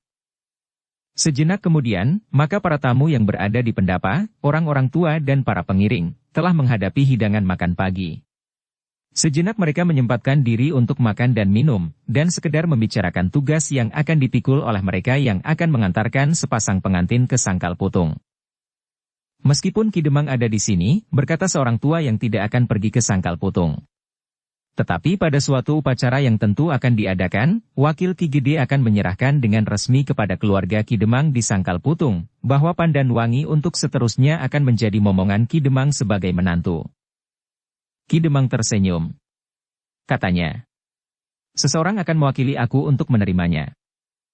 Ki Gede pun tersenyum pula betapapun kesepian sudah menjamah perasaannya. Demikianlah pada saatnya, maka iring-iringan yang akan mengantar sepasang pengantin ke Sangkal Putung itu pun telah bersiap. Baik para pengawal dari Sangkal Putung, maupun para pengawal dari tanah perdikan Menoreh, sementara orang-orang tua mulai mohon diri dan menerima pesan-pesan terakhir. Swandaru dan Pandan Wangi pun kemudian minta diri pula kepada Ki Gede Menoreh. Meskipun gadis itu mencoba tersenyum, namun nampak bahwa pelupuknya menjadi basah. Ki Gede masih memberikan pesan-pesan terakhir. Demikian juga orang-orang tua laki-laki dan perempuan yang tidak ikut bersama mereka yang akan berangkat ke Sangkal Putung. Sejenak kemudian, maka iring-iringan itu pun telah siap. Ada dua orang perempuan di dalam iring-iringan itu. Pandan Wangi dan Sekar Mirah. Karena perjalanan yang berat, maka Pandan Wangi sama sekali tidak nampak sebagai seorang pengantin perempuan yang sedang diiringi oleh sekelompok orang-orang tua dan para pengawal. Tetapi ia telah mengenakan pakaian seorang pemburu, karena setiap saat, pakaiannya akan dapat mengganggunya apabila terjadi sesuatu di perjalanan. Demikian pula dengan Sekar Mirah. Pakaiannya pun disesuaikan pula dengan perjalanan berkuda yang akan makan waktu yang cukup lama. Ketika semuanya telah selesai, maka iring-iringan itu mulai bergerak. Titik air di mata Pandan Wangi tidak dapat dibendung lagi. Ketika pipinya nampak menjadi basah, ia pun menundukkan kepalanya dalam-dalam. Ki Gede mencoba tersenyum. Katanya, "Pergilah. Sangkal Putung bukan jarak yang jauh. Aku akan segera menyusul." Perlahan-lahan iring-iringan itu pun mulai bergerak. Yang di ujung adalah sekelompok pengawal dari Sangkal Putung yang dipimpin langsung oleh Agung Sedayu. Di belakangnya sekelompok pengawal dari Tanah Perdikan menoreh. Anak-anak muda yang dipimpin oleh Prastawa, putra Ki Argajaya. Tidak seperti ayahnya yang merasa kehilangan kesempatan untuk tampil ke depan, maka anak muda ini masih tetap nampak lincah dan gembira. Baru di belakangnya, sepasang pengantin yang dikawani oleh Sekar Mirah dan beberapa orang tua. Karti, pemomong yang setia sejak Pandan Wangi masih terlampau muda, berada di dalam kelompok itu pula. Demikian pula Ki Demang yang meskipun menyadari bahwa kemampuannya tidak melampaui Swandaru, namun rasa-rasanya kehadirannya di dalam kelompok itu akan dapat memberikan ketenangan pada anaknya. Kiai Gringsing dan Ki Sumangkar kini berada di kelompok berikutnya bersama Ki Waskita. Nampaknya mereka merasa perlu untuk berada tidak jauh dari sepasang pengantin itu. Karena itulah maka kelompok orang-orang tua itu seolah-olah tidak terpisah dari kelompok sepasang pengantin serta orang-orang tua yang mengiringinya dari Tanah Perdikan menoreh beserta Ki Demang Sangkal Putung. Baru di belakang mereka adalah orang-orang tua yang lain dan para pengiring yang masih tetap terpisah dalam kelompok-kelompok kecil, agar mereka tidak terjebak jika orang-orang yang berniat jahat benar-benar ingin merampok iring-iringan itu. Dengan demikian, maka iring-iringan itu benar-benar menjadi sebuah iring-iringan yang panjang. Selagi mereka masih ada di jalan-jalan di telatah Tanah Perdikan menoreh, maka kelompok-kelompok itu tidak terpisah jauh. Bahkan seolah-olah iring-iringan itu adalah iring-iringan yang utuh, karena mereka merasa bahwa pengawasan di sepanjang jalan cukup ketat oleh petugas-petugas sandi yang berada di sawah-sawah dan di gardu-gardu. Ternyata bahwa perjalanan mereka di sepanjang jalan di Tanah Perdikan menoreh tidak mengalami gangguan apapun juga. Jalan nampaknya lapang dan tenang. Apalagi ketika mereka melihat orang-orang yang berada di sawah dan di gubuk-gubuk. Rasa-rasanya mereka berjalan di dalam daerah yang diberi pagar dinding yang tinggi. Ketika iring-iringan itu mendekati Kali Praga, maka kesiagaan pun mulai ditingkatkan. Dengan hati-hati, iring-iringan itu memilih beberapa perahu getek yang akan mereka pergunakan untuk menyeberang. Bersambung ke bab 192. Dukung kami dengan subscribe, follow, like, komen dan share. Terima kasih.